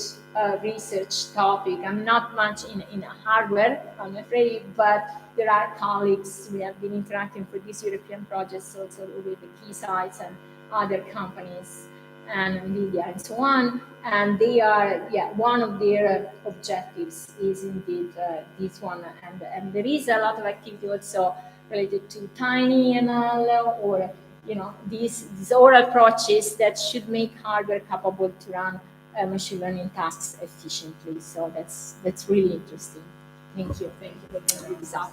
Thank you very much, Professor Thank you. Chiaserini. Thank you for your There is no more attention. time for questions, probably during the coffee break. Sorry, yeah. The dean, I'm sorry. Yeah. Tani do të vazhdojmë radhën e ka profesorin Verhamiti nga Universiteti i Prishtinës, i cili do të bëj prezantimin me titull mundësitë e ripërdorimit të brezave frekuencore për jotën në objekte shkollore. Profesor, fjala për ju. Atëherë fillimisht ju përshëndes gjithëve, kënaqësive që janë të kësaj organizacije, faleminderit shumë për ftesën. Nderuar akademik, kënaqësi të jem para jush, gjithashtu edhe kolegëve, bashkëpunëtorëve, dikush në tashëm me kështu me radhë. Shumë faleminderit, sem shumë emocionuar, unë kam pas shumë çaste, pa më momente dhe takime në prezencën e profesorëve nderuar që kanë qenë edhe profesorë të mi, po megjithatë ky formati sa të duket që është në një konstelacion pak më ndryshe dhe sigurisht që ka edhe emocionet e veta. Unë momentin e marrjes së informacionit jam mundu shumë që një pjesë të rezultateve të hulumtimeve shkencore që jam aktualisht duke i zhvilluar ti konvergjoj në drejtimin e rezultateve që prezanton projekti aktual, sepse kam konsideruar që edhe unë duhet të jap kontributin në këtë drejtim në mënyrë që vërtet ti përplotësojmë rezultatet ekzistuese, sepse kjo që do të prezantoj tash nuk ka direkt dalje prej këtij projekti, por kryesisht jemi një grupacion që jemi afërsisht të njëjtë dhe që kemi bashkëpunuar edhe përpara dhe sot e kësaj dite bashkëpunojmë, por kjo pjesë e rezultateve është pak më e izoluar, por fatmirësisht e tëra që do të shohim realisht konvergjon me rezultatet që i ka projekti aktual. Pra, nëse e shikojnë titullin, veç edhe ashtu sinjalizon se kemi ndërlidhje me objektiva themelore dhe rezultate që prezantohen në këtë projekt, por ajo që dua të them është se në fakt kjo që do të prezantoj sot unë është një pjesë e rezultateve të hulumtimeve shkencore që të kohës fundit janë zhvilluar në Fakultetin e Inxhinierisë Elektrike me një grup tjetër të hulumtimeve dhe që rezultatet përgjithsisht janë publikuar para disa muajsh, kanë një impakt goxha pozitiv në arenën ndërkombëtare dhe kam pas goxha ndërhyrje dhe interesime nga palët e treta, sidomos nga Shtetet e Bashkuara të Amerikës, që janë shumë të interesuar për shiqur aspektet e ekspozimit, sepse pointa kryesore e hulumtimit ka qenë ekspozimi në fushën elektromagnetike të radiofrekuencave dhe impakti i saj që ka mandej në përdorimin e pajisjeve celulare, por e thash edhe një herë që do të provoj që kjo të konvergjojë në objektivat të këtij projekti, por ideja ishte se edhe ata janë të entuziazmuar me kontrollin që aktualisht ne kemi në këtë sferë dhe janë të interesuar me pas se si kanë lëviz gjërat, se si janë për këto gjëra edhe në aspektin juridik, po sidomos në atë praktik të implementimit të saj. Pra, ideja ka qenë që ka herë kemi filluar edhe me disa prej bashkëpunëtorëve këtu që të bëjmë në një farë mënyrë mundësose që çojmë mundësinë e një lloj do t'i thosha unë riparametrizimit të rrjeteve celulare të sistemeve të komunikimeve mobile me idenë që në kuadrin e procesit planifikimit dhe zhvillimit të këtyre rrjeteve të fusim edhe parametrin e ekspozimit ose nivelit të ekspozimit në fushën elektromagnetike të radiofrekuencave, duke konsideruar si problem aktual që ka shqetësuar goxha shumë dhe shqetëson edhe më tutje komunitetin e përgjithshëm në botë dhe në këtë aspekt ne kemi lansuar këtë ide disa vite më përpara, kryesisht nëpërmjet publikime në revista të cilat kujtoj që janë të nivelit botëror dhe që kanë përshtypjen se janë përcjellë prej komunitetit shkencor, por nuk është se kjo ka zgjuar ndonjë interesim të veçantë dhe në një mënyrë kjo tezë jone e lansuar nuk është se ka dhënë ndonjë impakt, por konsideratat e mia kanë qenë se kjo ka ndodhur për shkak të faktit se ndoshta rezultatet tona të fundit që ne kemi plasuar ndërlidhen edhe me shumë rezultate të studimeve afatgjata epidemiologjike të cilat eventualisht nuk kanë gjetur ndonjë mekanizëm të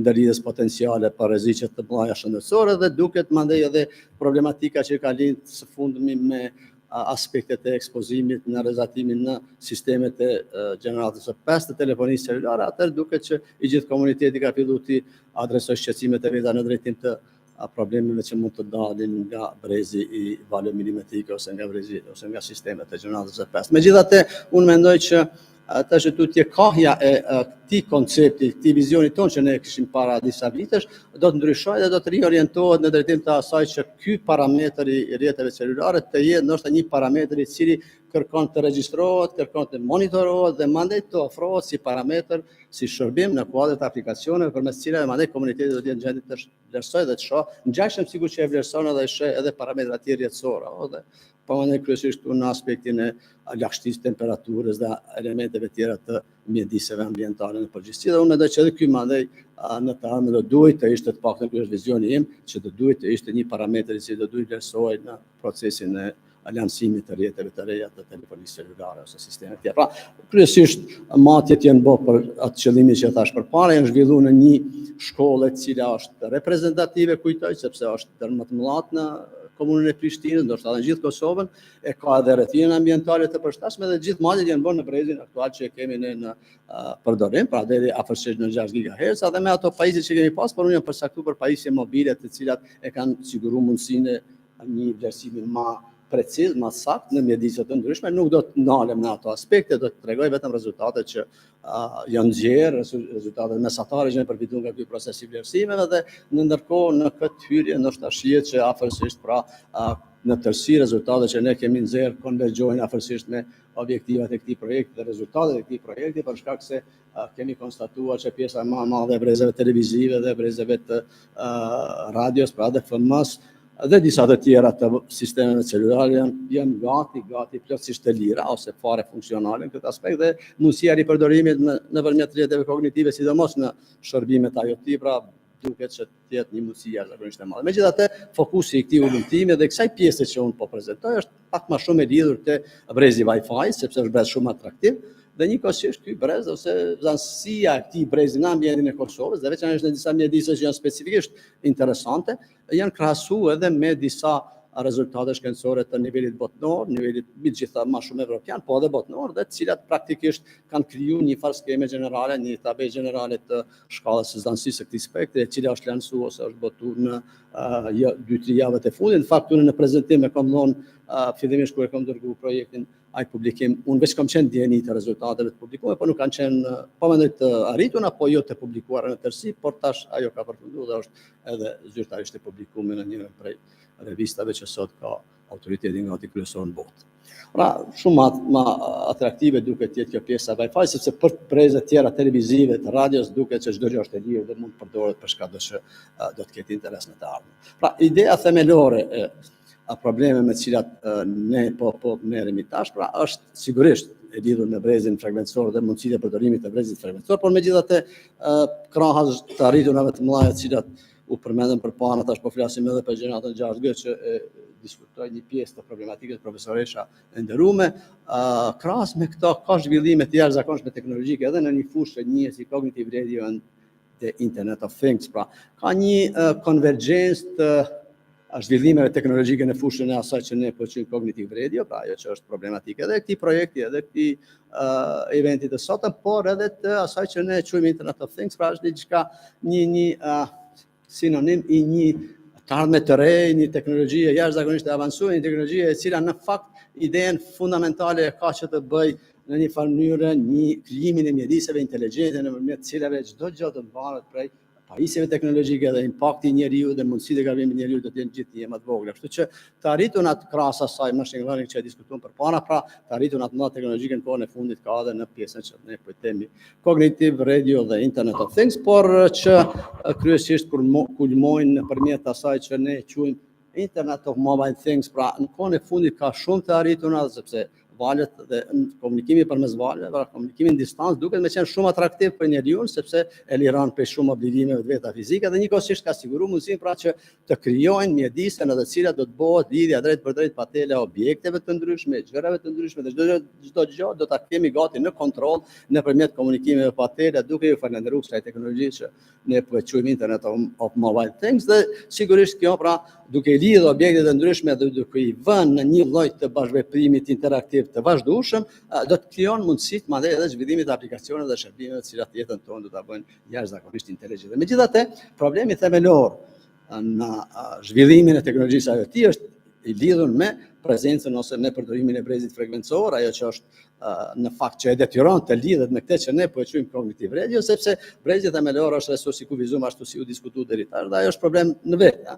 Kështu që zhvillimi i teknologjisë radios kognitive ose cognitive radio, që ne njohim më shumë në komunitetin shkencor, praktikisht është ajo që do t'i vijë në ndihmë IoT, do t'i vijë në ndihmë pra kësaj teknologjie të re e cila do të jetë e ardhmja jonë dhe e cila do ta bëj inteligjente jetën tonë, apo ambientin tonë jetësor, është cognitive radio sepse zhvillon një teknologji nëpërmjet cilës do të përdor atë që thamë përpara brezin e vizitut frekuencor, se brezi frekuencor i cili tashmë është i licencuar, por që me algoritmet veçanta krijon mundësinë e shfrytëzimit të tij në momentet kohore kur ose në teknikat që i diskutoi edhe në fillim profesoresha që janë të ndryshme, por që nuk kanë pengesë, nuk krijojnë pengesa të veçanta në pjesën që lidhet me shfrytëzuesit primar të rrjeteve. Pra, cognitive radio based IoT do të jetë ajo çka ne shpresojmë do të jetë e ardhmja e zhvillimeve teknologjike, krahas zhvillimeve tjera, kuptohet të gjeneratës 6, 7, ashtu me radhë, cilat janë jashtëzakonisht intenzive. Ndoshta për kurreshtje do të përmendi vetëm disa prej mundësive zbatimit, edhe pse në fakt mundësia IoT-s dhe në këtë rast pra e mbështetur nga rrjetet kognitive do të jetë e jashtëzakonshme dhe do të jetë e prekshme në të gjitha mjediset jetësore në cilat ne do të kalojmë, pra do të jetë në kujdesin shëndetësor, do të jetë në ambiente shtëpie, do të jetë në ose do të flasim për konceptin e qyteteve të mençura apo smart cities që kemi, po mbi të gjitha do të mund të flasim edhe për mjediset mençura ose për smart environments. Pra janë disa mjedise të cilat në mesin e cilat ne kemi konsideruar edhe mjedisin shkollor për arsye të veçanta për cilat ne do. Ndoshta prej kurreshtjes unë i këndon disa, nuk e di është çështje kosa jo dhe po provoj që të jem brenda suazave kohore se të mos kemi telashe, sepse e di që është pak e mundimshme ndonjëherë për ata që e përcjellin, por në pjesën e kujdesit shëndetësor, pra kjo ka rëndësi jashtëzakonisht të madhe, sepse ideja themelore është që sidomos këto ngjarjet e fundit kanë treguar se jemi shumë të interesuar që trajtimi mjekësor të zhvillohet nga distanca dhe të mos rrezikojmë me kontakte drejt për drejta fizike, pra ajo që quhet far of monitoring, pra është një proces i cili do të zhvillohet nëpërmjet pajisjeve IoT, pra do të kemi mundësinë ndërlidhjes së mjekut ose stafit mjekësor me pacientin dhe kontrollimin e parametrave relevant. Por ajo që dua të them veçanërisht është se në kohën e fundit ne po mendojmë pak a shumë me disa kolegë aty që të shohim edhe të gjejmë një alternativë pak më ndryshe të përcjelljes së realizimit të këtij objektivi që quhet far of monitoring, duke përdorur disa rutera me mundësi të leximit të informatave shtesë në raport me të tjerë, pra ata që janë të lidhur me fushën e veçantë e din apo ruter të cilët e kanë edhe CC-n e integruar, pra që kanë module të veçanta për marrjen e informacioneve shtesë. Është Channel State Information, që janë ato module të veçanta që vendosen në ruter. Ne po provojmë që nëpërmjet tyre ndoshta të ndërtojmë një platformë, sepse kemi punuar diçka, kemi marrë informacionet ose sinjalet e veçanta të cilat bëjnë ose zgjidhin dhe është zgjidh realisht dhe po trajtohet më të madhe ajo që është crowd counting e njohur, pra aspekti i numërimit të prezencës së individëve në lokacione të mbyllura ose sigurisht që kemi pas kufizimet në pandemi dhe kjo ndoshta ka qenë edhe indikacion i parë që ka shtyr mu zhvilluar kjo fushë, sepse kishim kufizimet kur në markete ose qendra tregtare duhet kufizojë numrin dhe të mos bëjë numri në mënyrë që të mos bëjë numrimi fizik dhe kufizimi fizik, atëherë kjo teknologjia me CSI, me rutera CSI, pra është treguar se ka mundësi që të bëjnë numërimin e tyre dhe të konstatojë sa është numri i tyre dhe në rast se të i kalohet numri i nevojshëm ose i lejum anë do të mbyllë dhe kështu me radhë. Pra, kjo është pjesa që aktualisht është në punë e sipër, por ne po mendojmë eventualisht të shohim mundësinë ndoshta që të zhvillojmë diçka edhe në këtë aspektin e kujdesit shëndetësor, pra që t'ia bashkangjesim segmentit IoT-s edhe këtë platformën e mundshme të tij. Sa i përket aspekteve të tjera ose kujdesit, po mendoj mundësive të tjera të zbatimit të IoT-s ose të kësaj që ne po i themi cognitive radio based IoT, në fakt janë të listuar, nuk do të kisha fol veçantë për këto, eventualisht ndoshta për mjediset e mençura ose smart environments, pra ajo që ne kemi konsideruar të nevojshme ta studiojmë edhe në pjesë, sepse shikoni, ideja e hulumtimit që ne kemi bërë që është publikuar, që thash para 2-3 muaj ditësh, ka të bëjë me një objektiv pak më ndryshe se sa kjo, po edhe kjo është në kuadrin e saj, pra konvergjon plotësisht me këtë që po diskutojmë sot, por ideja ka qenë që të shohim ne mundësinë që duke tentuar që ta bëjmë si parametër që thash të monitorueshëm dhe në dispozicion të komunitetit shkencor, ta krijojmë mundësinë një platforme e cila edhe do të bëj incizimin e vlerave, edhe do të bëj monitorimin, por edhe përmes aplikacioneve prindët ose komuniteti ose institucione tjera që janë të interesuar për këtë kontroll të mund të bëjnë monitorimin e shkallës së ekspozimit në fushën elektromagnetike të radiofrekuenca me synimin që të kontrollohet shkalla e përdorimit të pajisjeve celulare nëpër shkolla, sepse është shqetësim i madh jo vetëm në Kosovë, tash ka patur shumë organizata, sidomos nga Shtetet e Bashkuara të Amerikës, që ka qenë të interesuar për të pasur se si kemi arritur që vlerat e fituara për rrjetin Wi-Fi dhe për pjesën e përdorimit të telefonave ta kontrollojmë në mjediset tona shkollore, apo duke menduar që ajo është bërë ndoshta në aspektin ligjor. Pra, kjo që po themi ne dhe që po bëjmë ne, pra që po konsiderojmë si mjedis të mençur, ne po provojmë që të japim kontributin ton në krijimin e një mjedisi shkollor i cili do të konsiderohet pra një mjedis inteligjent dhe i cili praktikisht do të ketë impaktin e vet këtë drejtim. Në fakt, ajo që është interesante për hulumtimeve, pra janë se ne kemi nxjerr pra që 2 breze që kanë qenë kogja prezente dhe janë prezente në mjediset tjera, në mjediset shkollore, sidomos në ambientet e brendshme shkollore janë relativisht të pashfrytzuara dhe mund të shfrytëzohen me objektiva krejtësisht tjera. Por ndryshe sa i përket sfidave të kësaj teknologjie që diskutuam deri tash, pra cognitive radio based IoT, në fakt është një fushë e re e cila praktikisht i ka dhe sfidat e veta dhe normalisht sfida kryesore është prezenca e brezit frekuencor që diskutuam deri tash dhe nuk është asgjë e re dhe kjo realisht është provu të zgjidhet nëpërmjet teknologjive që kanë këtë ndjeshmërinë e spektrit frekuencor, pra janë spectrum sensing, e kanë ndjeshmërinë e shfrytëzimit të brezit atëherë kur ju lejohet dhe jo duke interferuar në tjerat, por megjithatë problemi kryesor në këtë domen akoma mendoj që mbetet te aspekti standardizimeve, sepse standardizimi që nuk kupton standardin e teknologjisë për protokoll të rrjetit, për standardin e grumbullimit të dhanave, për siguri, për privatësi dhe të ngjashme mbeten akoma problematike. U përmend një standard që ekziston në këtë projekt, megjithatë kjo don shumë më shumë sepse gama e përdorimit si duket të këtyre rrjeteve do të jetë dukshëm më e madhe, edhe pse kemi zhvillime të mëdha nga aspekti i mundësive të brezit në gjeneratën e 5 të telefonisë celulare. Sa i përket metodologjisë së matjeve, algoritmit të matjeve, protokollit të matjeve, pikave të matjeve, detajet e tjera unë i kam përsyet të gjitha, por vetëm po e prezantoj tabelën e cila tregon se cilat breze frekuencore janë marrë në shqyrtim gjatë matjeve që janë bërë në pjesën e brendshme të objektit shkollor dhe në pjesën e jashtme të objektit shkollor. Parimisht ekspertët e fushës e dinë që këto janë segmente standarde, janë breze standarde frekuencore që i kanë gati të gjitha instrumentacionet që bëjnë këtë farë. Ose që përcjellin shkallën e ekspozimit në fushën elektromagnetike të radiofrekuencave, por ne kemi përdorur një pajisje, ajo që është interesant, ndryshe prej asaj që është përdorur në këtë volumtim, dhe jo rastësisht sepse e kemi përdorur si pajisje portabile, shumë më portabile, edhe është e lëvizshme, por kjo është shumë më portabile, është shumë me dimensione më të vogla dhe kemi vlerësuar nga aspekti i mundësisë që eventualisht në një të ardhmen kur të arrijet ai synimi, nëse arrijet që e tham përpara që të jetë një parametër që do të vëzhgohet dhe do të përcillet sikur parametra të tjerë jetësor, atëherë të bëhet kjo me këto instrumente të thjeshta që janë shumë të vogla dhe shumë të përshtatshme për madhe. Por parimisht është përfshi pra gati gjithë brezi i frekuencave që lëviz deri në 6 GHz brenda sistemeve që ne aktualisht i kemi në përdorim. Dhe eventualisht ndoshta mund të jetë me interes për juve të përfolim shkurt tazi edhe të rezultatet që ne i kemi marrë dhe që realisht tregojnë për shkallën e zanësisë së disa shumicës së fakti këtyre brezeve frekuencore përjashtimisht të brezeve të sistemeve të telefonisë celulare. Pra, aktualisht ka dalë që në mbi 90% të energjisë ose mbi 90% e energjisë në objektet e brendshme shkollore dhe në objektet e jashtme shkollore është e lidhur kryesisht me energjinë elektromagnetike që buron nga sistemet celulare që sot janë në përdorim në mjedisin tonë. Përndryshe, sistemi i UMTS-it dhe sistemi i Vajmaksit nuk janë funksionale në Kosovë, është e qartë për ata që janë të fushës, se ne nuk përdorim brezin original të gjeneratës së tretë dhe njëkohësisht Vajmaksi është sistem që është për diku tjetër.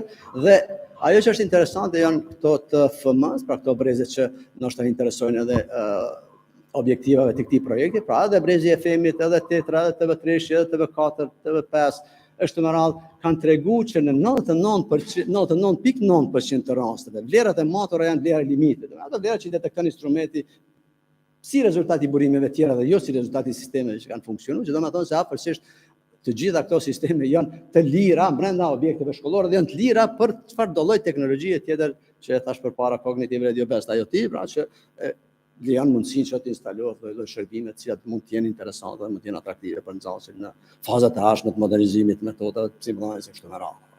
Por ndryshe, përkurreshtja është llogaritë dhe centila 99, centila 99 janë vlera jashtëzakonisht të vogla, pra 21.1 mikrovat për metër katror, në FM 1.1 në mikrovat për metër, kështu me radhë, pra janë vlera të papërfillshme sepse e thash edhe përpara që këto mund të jenë rezultate që burojnë prej ndonjë interference ose ndonjë burimi krejtësisht anësor, po i cili është fare i papërfillshëm për mjediset e tjera. Kjo është madje edhe për mjediset e jashtme, se të mos flasim për pjesën e brendshme, pra pjesën ku janë edhe ku ka qenë fokusioni matje pra brenda objekteve shkollore në veçantë. Por ndryshe, nëse e shikojmë pjesën tjetër të rezultateve na del që praktikisht vetëm sistemet celulare janë ato që okupojnë gjithë brezin frekuencor ose që në fakt shumë aktive me 94% e energjisë gjithë mbashme të matur brenda këtyre mjediseve dhe në këto ambiente shkollore ka dalë që është kryesisht për sistemeve celulare në pjesën e brendshme shkollës, në lokalet e brendshme shkollore, ndërkohë që është diku 61% në hapësirat e oborit të shkollës, për shkak se ajo ndodh si rezultati i prezencës së shkollës. Zakonisht i kemi në ambiente jetësore ku ka edhe biznese të tjera, ka edhe ambiente banimi dhe sigurisht që impakti i rrezatimit që vjen nga burimet e tjera është evident. Por ajo që është e mirë është se brenda objektit shkollor, pra çdo gjë është e pastër, përjashtimisht brezit që lidhet me sistemet celulare. Dhe ajo që është pak më atraktive tash ndoshta të themi plus atyre që i thamë përpara, është edhe brezi i Wi-Fi dhe brezi i dektit. Dekti në fakt është sistem e din kolegë, sistemi tek kaluar, sistem që është në perëndim e sipër, unë jam habit bile pse e ka regjistruar dhe akoma kam dilemën se janë direkt prej dektit, sepse realisht janë pajisjet e vjetruara edhe që nuk kanë ndonjë impakt në cilësinë e jetës sot, ato i kemi zëvendësuar tashmë, por ajo që është interesante është se brezi i Wi-Fi-t i cili është jashtëzakonisht atraktiv, jashtëzakonisht i përdorshëm në jetën e përditshme, në mjediset e brendshme shkollore është shumë i lirë dhe ai arrin maksimum në 3.1%. Derisa jashta mjediseve të brendshme shkollore është pak më evident, është 36%, por është impakti mjedisit jetësor ku jetohet dhe nuk është menazi për neve, menazi pjesa e brendshme e objektit ku ne kemi mundësi mandej me distribu këto pajisje tjera, që do të thotë se praktikisht çdo gjë është e lirë, përjashtimisht pra brezit të sistemeve të telefonisë celulare në përgjithësi. Dhe nuk isha dashur më shumë ti komentoj sepse besoj është krejtësisht e qartë dhe shkon në konvergjencë të rezultateve që u prezantuan deri tash, por ajo që është interesante është aty jepi vetëm vlerat orientuese për ta dokumentuar në një mënyrë ato që e thash deri tani, apo pa detajet e tjera të pikave të mase. Ne kemi provuar na gjejmë një farë pozicioni, ideja ka qenë gjithashtu që ta gjejmë edhe pozicionin më të përshtatshëm të matjeve, por duke mos ndërhyrë në privatësinë e klasëve. Pra janë bërë kryesisht në murin e afërt, sepse kemi konsideruar se muri tjetër, në fakt jo konsideruar, po matjet që janë bërë në murin tjetër përballë klasës kanë rezultuar me rezultate më të ulta në vlerën diku 15-20%, ne jemi përcaktuar që të jemi sa më afër është mundeve të klasës në mënyrë që rezultatet jenë sa më të besueshme që është e mund. Pra shohim që në rrjetet Wi-Fi densitësia mesatare e energjisë elektromagnetike pra është shumë në vlera të vogla, 20 mikrowatt për metër katror, 18 mikrowatt për metër katror, pra janë vlera jashtëzakonisht të ulta, ndërkohë që nëse i krahasojmë këto vlera me ambientin e jashtëm shkollor, pra në oborrin e shkollës janë diçka më të mëdha se sa këto që i kemi, por e them edhe një herë me interes veçantë për neve janë ambientet e brendshme shkollore që mund të përdoren për pajisje të tjera potenciale. Por ndryshe, nëse krahasohen rezultatet e matjeve në brezet e sistemeve të telefonisë celulare dhe ato paraprake shohim që dallimi në vlera është enorm i madh, apo sidomos të sistemet që janë më të përdorshme, pra kalon me 1000 herë më të mëdha, në vlera 1000 herë më të mëdha se sa ato që realisht janë marrë për brezin e Wi-Fi-t. Mirë. Shumë besoj do ta rrëmbullakoj. Edhe ajo që është ndoshta interesante me publiku për juve tash edhe përpara që ajo gjitha këto rezultate dhe disa të tjera në fakt janë pjesë e një ulëmtimi që ka pas një objektiv krejtësisht tjetër, por një pjesë e cilave është riorientuar për të përplotësuar objektivat e këtij projekti, ndërkohë që pas publikimit të rezultateve tona ka lëviz interesimi i komunitetit shkencor dhe sidomos një grup i studiues nga Spanja, të cilët kanë qenë të interesuar për rezultatet që ne kemi mbrojtur dhe ata mbi të gjitha kanë dalë brenda 2 muaj ditësh me një publikim shkencor i tashmë është përfunduar dhe i cili ka synuar që të bëjë një farë lloj generalizimi të tabelës së shtrirjes së shkallës së ekspozimit për brezin e Wi-Fi, ju ka interesuar sidomos pjesa edukative më shumë dhe ata kanë gjetë praktikisht sepse kanë konstatuar se kanë gjetë edhe mjedisin në të cilin vlera intensiteti i rrezatimit është maksimal dhe aty ku është minimale dhe ja kanë bashkangjit tabelës që ne kemi publikuar disa muaj më parë duke krijuar një tabelë gjenerale të ekspozimit në fushën elektromagnetike të radiofrekuencave, por për brezin e Wi-Fi, sikur që është në tabelë, Kosova është prezente me 2 vlera, njërin për ambiente shkollore dhe njërin për ambiente tjera universitare dhe jemi pjesë praktikisht e vlerësimeve ndërkombëtare të këtij brezi frekuencor përfshi shumë shtete të cilat goxha janë të avancuara në këtë aspekt. Dhe tani ne jemi pjesë e përbashkët të tyre. Kjo ishte ideja praktikisht për tregu se edhe në nivelin ndërkombëtar brezi Wi-Fi pra i ka potenciale të shfrytëzimit të jashtëzakonshëm. Nuk mund të flasim për brezet tjera televizive, ne kemi folur për Kosovën, por për brezin e Wi-Fi mund të flasim edhe në nivelin ndërkombëtar se është relativisht i përshtatshëm për aplikimet të rrjeteve kognitive. Dhe unë për kurreshtjen e gjithë dhe që s'po flasim diçka që ndoshta është fiktive ose në ajër. Platformat e rrjeteve kognitive janë të shumta, një prej platformave që unë pak ka bërë përshtypje më shumë dhe më interesu pak me lexu për te ka qenë edhe kjo Coral Cognitive Radio platform, pra një platformë e cila praktikisht mbështetet në përdorimin e brezit Wi-Fi dhe zhvillimin e teknologjive duke zbatuar një algoritëm i cili është jashtëzakonisht dinamik për zgjedhjen e kanaleve që janë në kodet celulave sektoriale në këto sisteme. Por ndryshe, përfundimet besoj që edhe gjatë kohës prezantimit ishin çanta se realisht pjesa më e madhe e brezave frekuencore hiç këtyre që lidhen me sistemet e telefonisë celulare, pra janë afërsisht krejt të lira dhe mund të përdoren pothuajse për pa ndonjë pengesë dhe pa ndonjë problem të tjetër. Ju falenderoj, unë provova të jem pak më shpejt me logjikën që të mos ju montretoj shumë dhe që të jem më i shkurt, sepse po supozoj se këto materiale do të publikohen dhe të gjithë do të kenë përpara vetes do të kenë mundësi me lexuar dhe me konsultuar. Ju falenderoj shumë dhe ju kërkoj faljen se pak ju mundu. Faleminderit profesor, ka mbetur kohë eventualisht për ndonjë pyetje nëse ka ose koment? Yes, Professor Carla. Yes. Very interesting work. I was wondering if you consider also the overlap of different wireless technologies in terms of radiation exposure, if beside Wi-Fi, you can have data related to other technologies as well, cellular. Excuse me, in which way you mean, Amanda? So in terms of coverage in this whole area, through Wi-Fi, you have data that report level of signal in the brain, which also has an impact in terms of electromagnetic exposure and issues.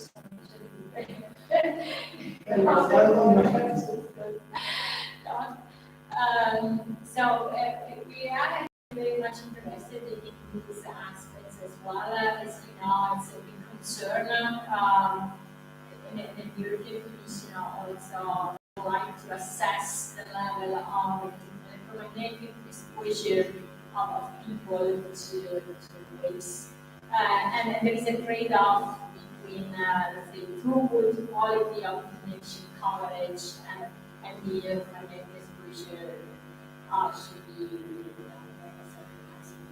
so I was wondering if you have a definition of which you have done some work considering the overlap of different technologies. So in terms of radiation coverage, but also radiation, so not just Wi-Fi, but also, for example, cellular or other transmission technologies that all together may increase this level of electromagnetic exposure of the users. If I understand correctly, really the main problem is that inside the school there are many sources of electromagnetic waves. In many countries they are tending to stop using some technologies inside, like using Wi-Fi in our schools. There was, as I know, a decision of our education authorities to stop using Wi-Fi in schools instead of using a wire connection and reducing Wi-Fi emission. So they have success up to now. But there is a problem with, wireless communication cellular systems, since they are it's almost impossible to stop them.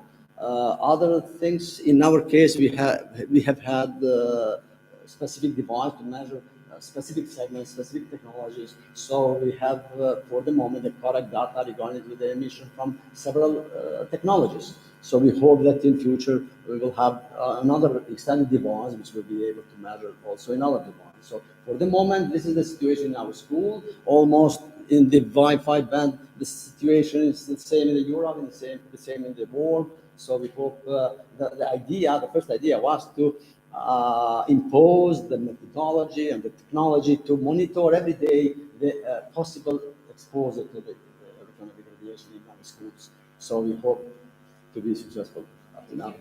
Thank you, Professor. Ja. Faleminderit profesor, nëse nuk ka pyetje, atëherë ftojmë Dr. Francesco Malandrino from National Research Council of Italy. And dhe ai do ta bëj prezantimin me titull Human-Centric Self-Free Mobile Network Management. The floor is yours. Yeah, thank you very much. I'm very thrilled to be here, to be speaking to you, and so thrilled I cannot even connect this. Okay, I have it. Okay, and I wanted to. No, wait a second. Sorry.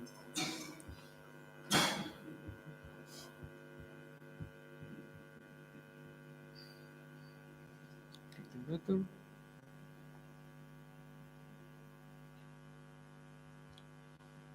Okay.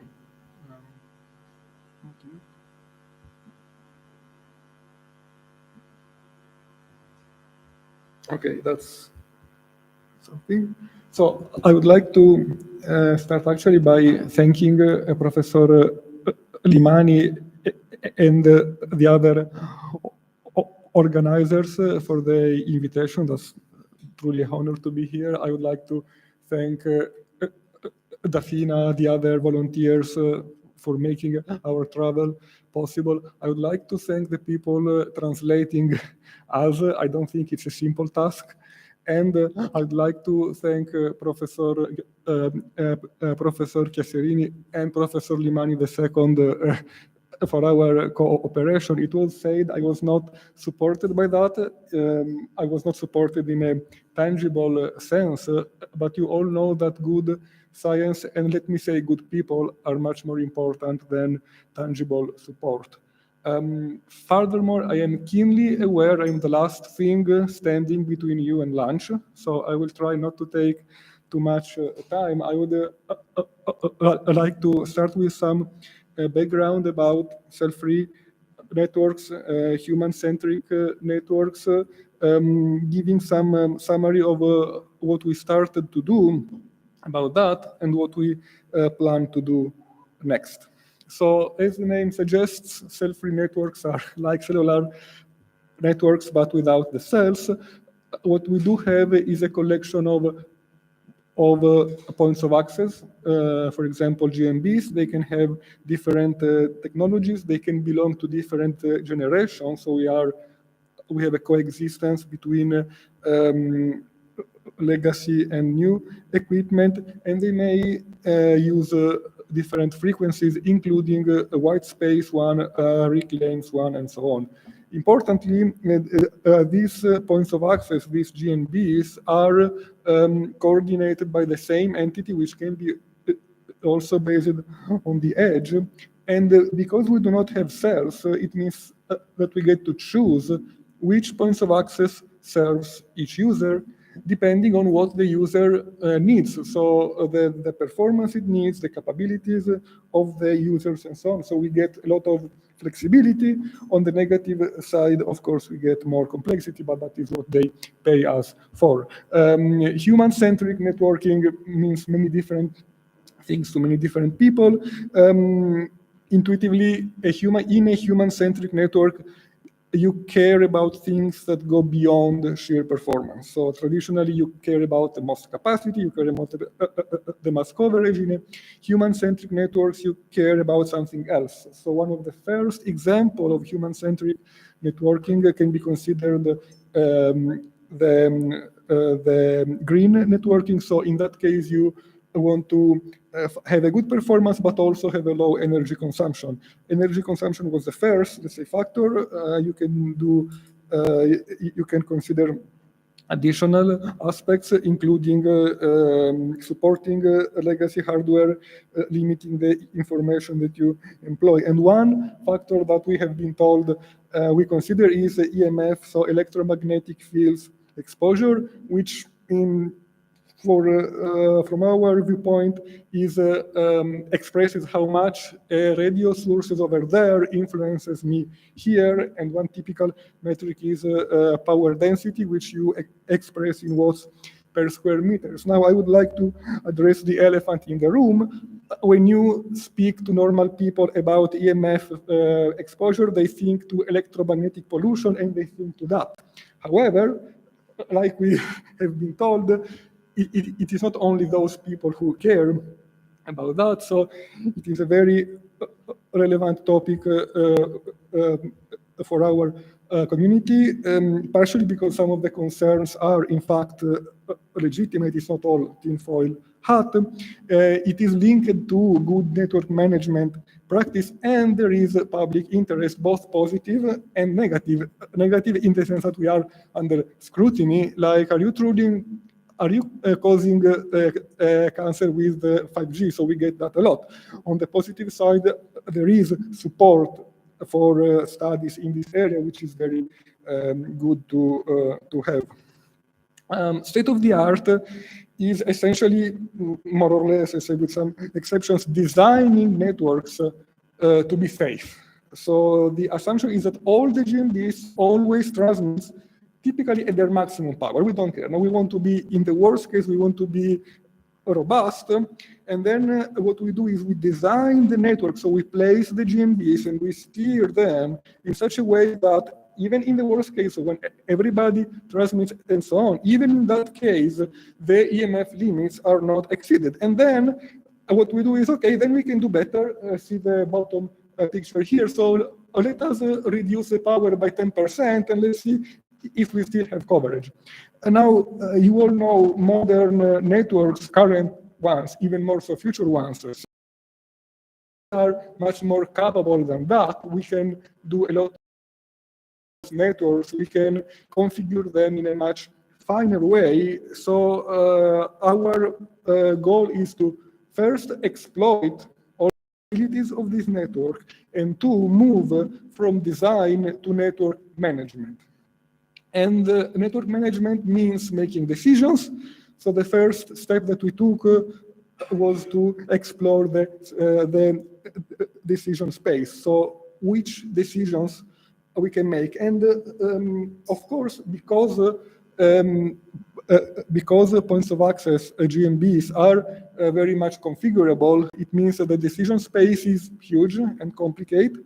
And the first issue, the first question that we have about that is, how do the trade-offs between exposure and performance look like? So let us assume that I'm here. Now I have my best performance and I have a high-ish exposure level. So if I want to decrease my exposure target to here, how is my performance? So is it going to be slightly lower? Is it going to be killed by that? Or maybe I get the very same performance, so I can get a more human-centric network. I can get a more lower EMF exposure for free from the viewpoint of performance.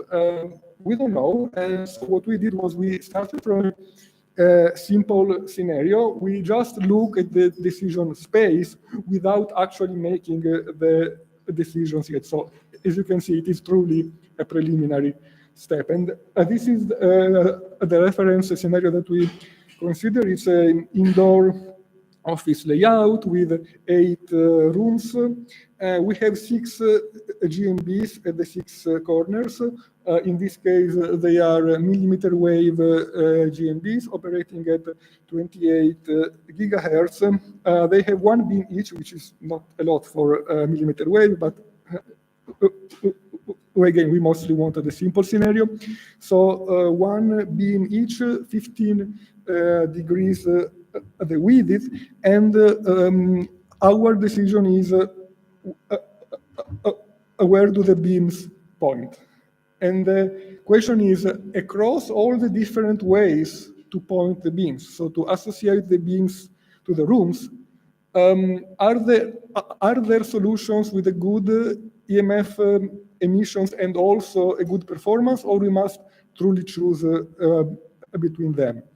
To this end, we needed to quantify these 2 things, to give them concrete numbers. So we generated 1,000 scenarios with different user locations.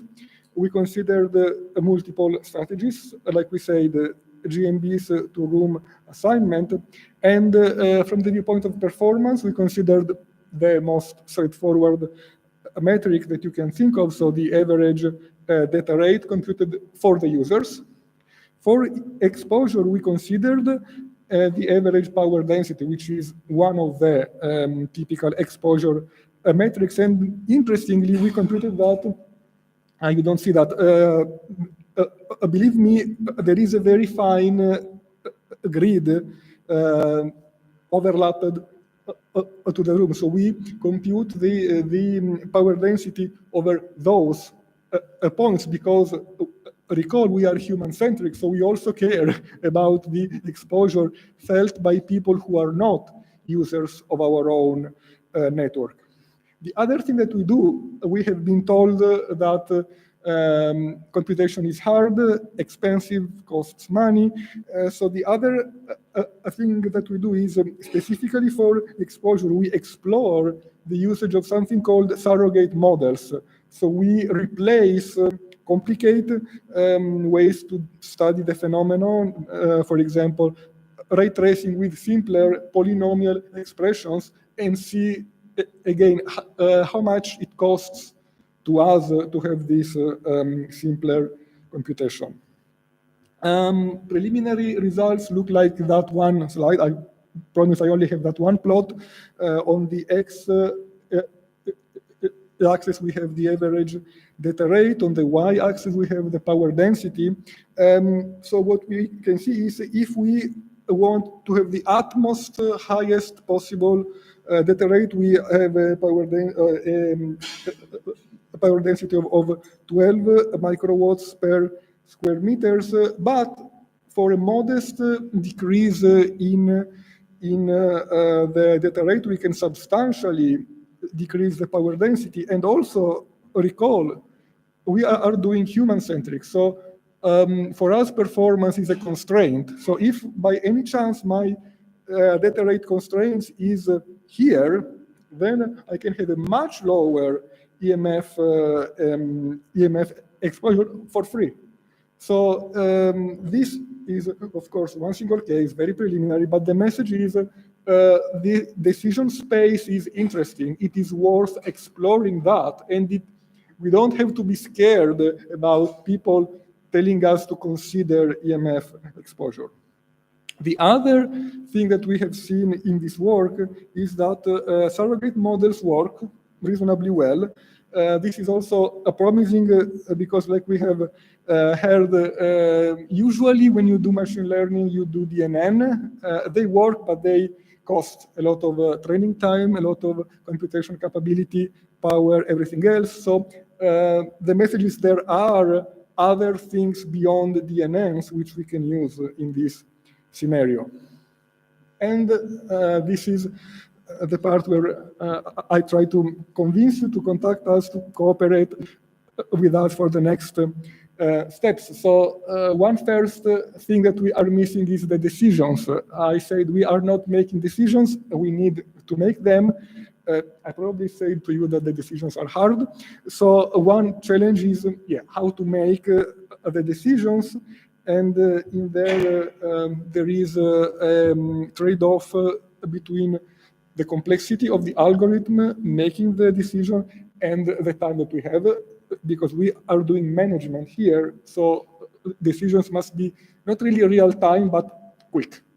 The other thing is where do we make the decision? So we have been told again, edge networking, edge cloud continuum. So there is plenty of entities that could be decision-making ones, plenty of places within the network where we could make the decisions, for example, in the ORAN architecture. So this is a very important topic to consider. It's not only the algorithm, it is also who gets to run the algorithm, and based on which data. Again, if we do use, and we are going to, let's be honest here, if we do use machine learning, we need plenty of information, and this information will be somewhere within the network, and then we need plenty of computational power, which will also be somewhere within the network. However, they may be at two different places, so we need to move the information towards the nodes with the computational capability, and that's going to cost us time. So this is another interesting trade-off and hard decisions to make. And then if we decide not to use machine learning all the time, we can explore surrogate models. In that specific work, we considered low-rank tensor approximations. Now, these surrogate models have two main reasons why they are attractive. The first one is that they are cheap, so they can be employed on the lower power nodes, user node, the so-called fog nodes. The more subtle reason of interest is they are a way to combine domain-specific knowledge with artificial intelligence / machine learning. So the general purpose techniques like DNNs, they work whatever the problem is. They are employed by the so-called model-free computation. So they require no information whatsoever about what they are being used for. But if the information is available, then that can be used to reduce the computational complexity, to get better results. And this is something that you can use the surrogate models for.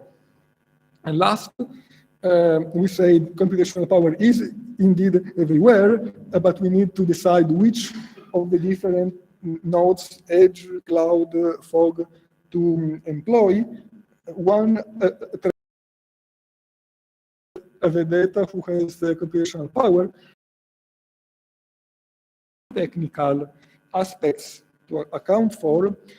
For example, how much do these things cost? So I may like to have a very quick server, but if it costs too much, or if it belongs to else, so do I really want my competitor to get my data, or perhaps I would prefer to use a different server? So this is a case where technical and non-technical questions combine together. And with this, I conclude. I thank you all for the attention, and we can have questions and lunch in any combination that you prefer. Thank you very much. Thank you very much, Francisco. It's we have several questions, so please.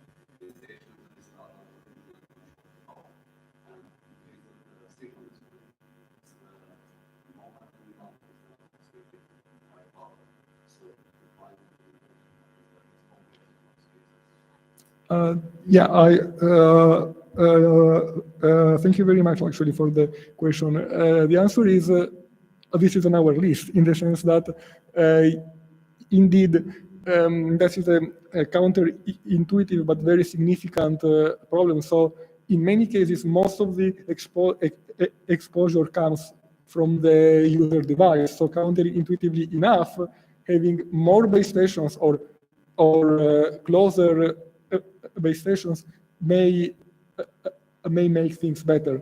I would say this is a very good problem to address from with the tools of cell-free networking, precisely because of the ability to configure the points of access. Then I can also address this problem, and in parallel with the points of access becoming smarter, the user terminals similarly become smarter, more configurable, more capable. So this is also, I would say, through these tools, we can also address the problem of the EMF exposure coming from the device, the so-called uplink exposure. Yeah.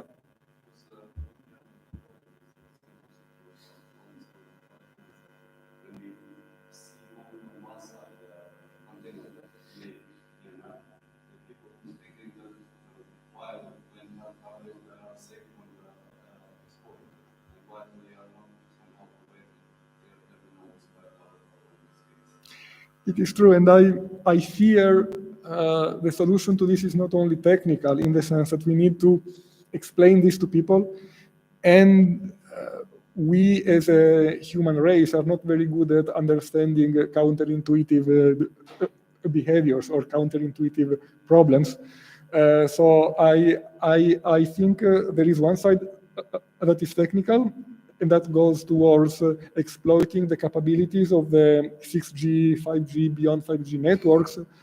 At the same time, we need some, let's say, education efforts, some TikTok videos perhaps, to make people aware that this is how things work, and then very complicated technologies are complicated, and so they do not always work the way that you think they do.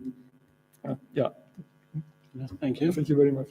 Mimosa, you have. I do understand that the electromagnetic exposure can be seen and evaluated by you as one of the parameters of multi-parameter network planning and optimization. Then you have to find a trade-off between coverage, between frequency band, between electromagnetic exposure, etc.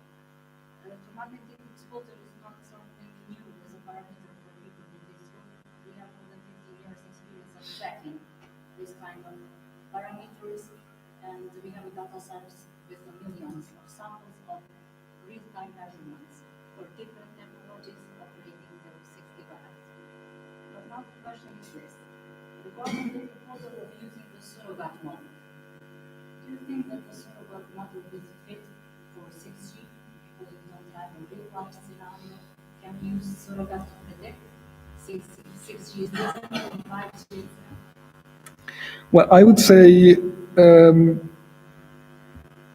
I believe that surrogate models are more suitable to replace the DNN side. So it is something that we can train over existing data and then apply. I'm a little bit less confident in the fact that they can use it, that we can, let's say, train the surrogate model over 5G and then hope that it gives us valuable data about 6G. I think this is a part where we need to do the work. This is where domain-specific knowledge, ray tracing, and so on still has a very significant, importance. And that is, if you like, the philosophical takeaway. So artificial intelligence, machine learning will do a lot of work for us, but we still need to be there. We need to provide domain-specific knowledge. We need to understand what is going on. And when we start giving up on that, so just throwing data within a machine learning model, whatever that is, and then hoping that the model will do our job, we are having a problem. Thank you very much. Thank you.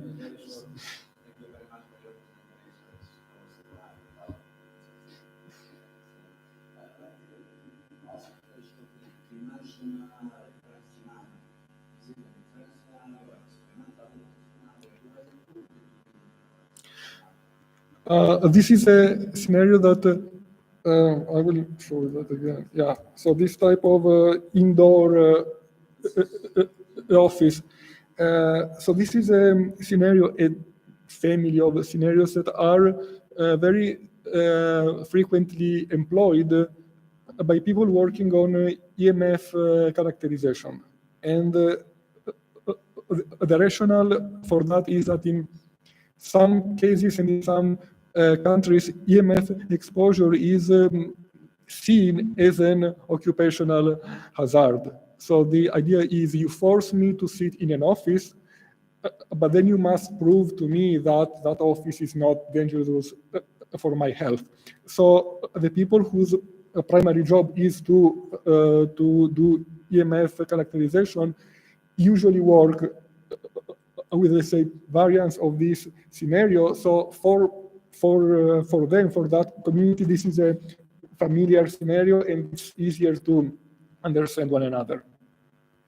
Thank you very much. Yeah, that was the last question for this session. First of all, I want to thank all lecturers for these really interesting lectures.